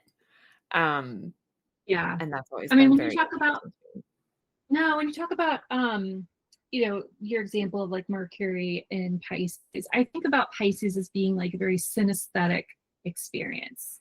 It's like, Yes. what does the color blue taste like? Mhm. These person can tell you, like what does the number seven sound like? So Yeah. it's this experience of like things that feel very real and are very valid in our experience, but aren't necessarily rational. But just Yeah. because it's not rational, does it devalue it from being real?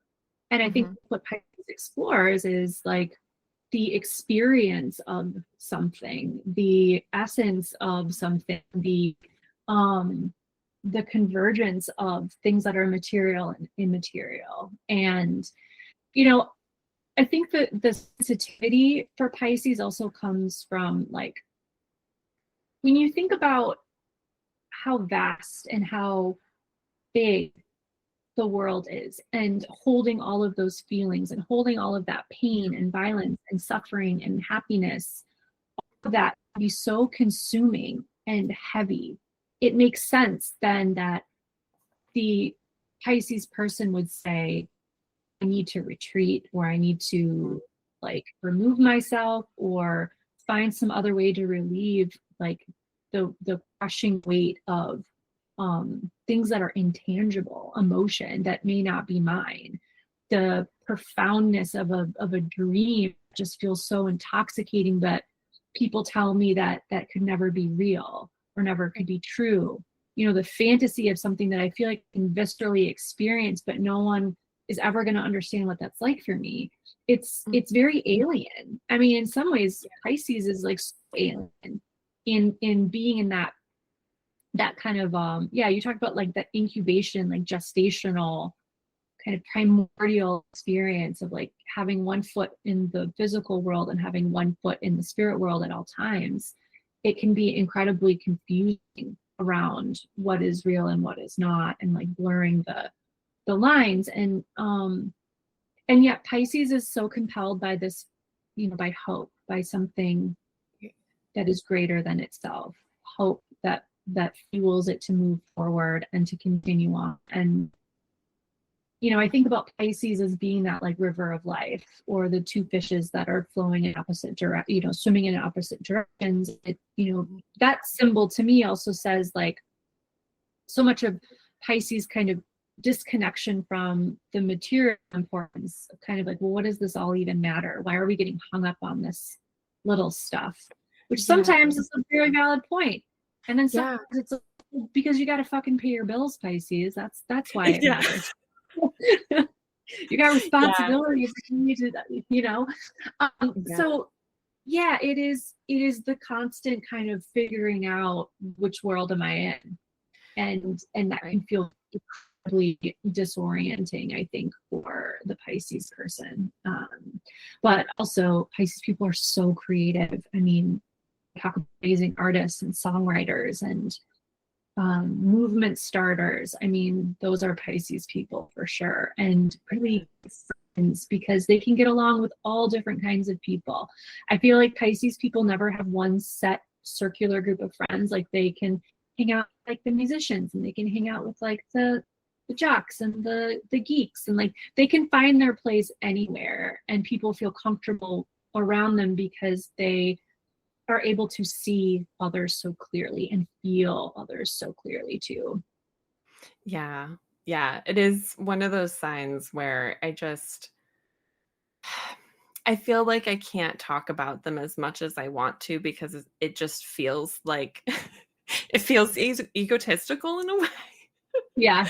Um, but it is just one of those signs where I just I think of my childhood of being that child who's having a very visceral reality experience of being at a funeral, and also like seeing the person who passed, and like having that dualistic experience of like seeing the suffering and like sadness and grief, but also seeing the comfort and presence, but in such a non-material way. And Mhm. just having it be like, I feel like I'm having two experiences at once. And just coming across as very detached. Like I remember experiences like that, and people being like, "Well, aren't you sad that this person has passed?" And I'm like, "But they're right there." You know, like just it coming across as someone who is detached from the experience that they're having, when in reality they're processing it from two different lenses of like, I'm witnessing this pain, I'm witnessing this sadness, but then I'm also seeing this release and this experience that it's so different than what Mhm. I'm seeing, you know? Um, and that always makes me think of the two fish of Pisces, of like one being in that material world and one being in the spirit world. Um, and it very much feels like that for sure. Yeah, it does Um, sometimes.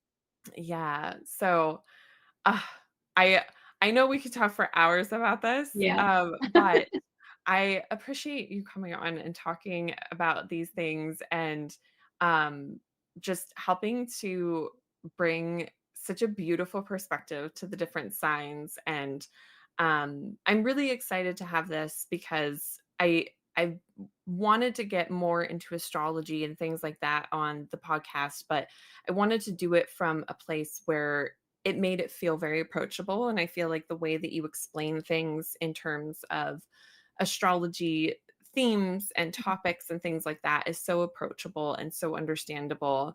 And I just, I'm so excited that I got to have this conversation with you. And for anybody who's listening who wants to find Hannah, I will let you do the honors of letting us know where we can find you and ways that we can support you and things like that. Because she's doing a lot of really cool things. So Well, yes, tell the thank people. you. Such a gracious host. Thanks for having me. No, this was fantastic. I obviously could talk hours at a time about all the things.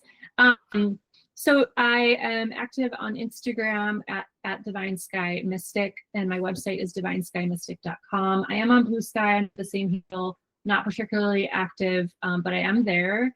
I'm always contemplating like how much time I spend on social media. It's a hard place for me. But It's yes, I also have a Substack, but I'm still in the process of deciding how I'm structuring that moving forward. I definitely feel like I'm in a transition period. A lot of us do that are creators around what the future is going to look like. But something that I feel very strongly about is my commitment to be able to support people and empower them during challenging times. And certainly this is this is where we're at the moment. I offer natal readings. So if you've never had your chart read, I would love to be able to have that walk with you and to go into depth about all the beautiful things in your chart. I also offer transit and progressions readings, which take a look at what the energy is coming in for you over this next to 12 months. We look at how your chart is responding to the offer of the year, so to speak, what 2025 has in store for you. And those readings can be great at just helping to give you some kind of an anchor point around maybe you're planning for something, maybe you want to buy a house, maybe you have a launch that you want to do. Maybe you're doing a lot of inner work and you just want to know like what's life looking like. So I find them to be deeply nourishing to be able to sense like kind of what's coming up and how I can prepare or how I can work with this energy.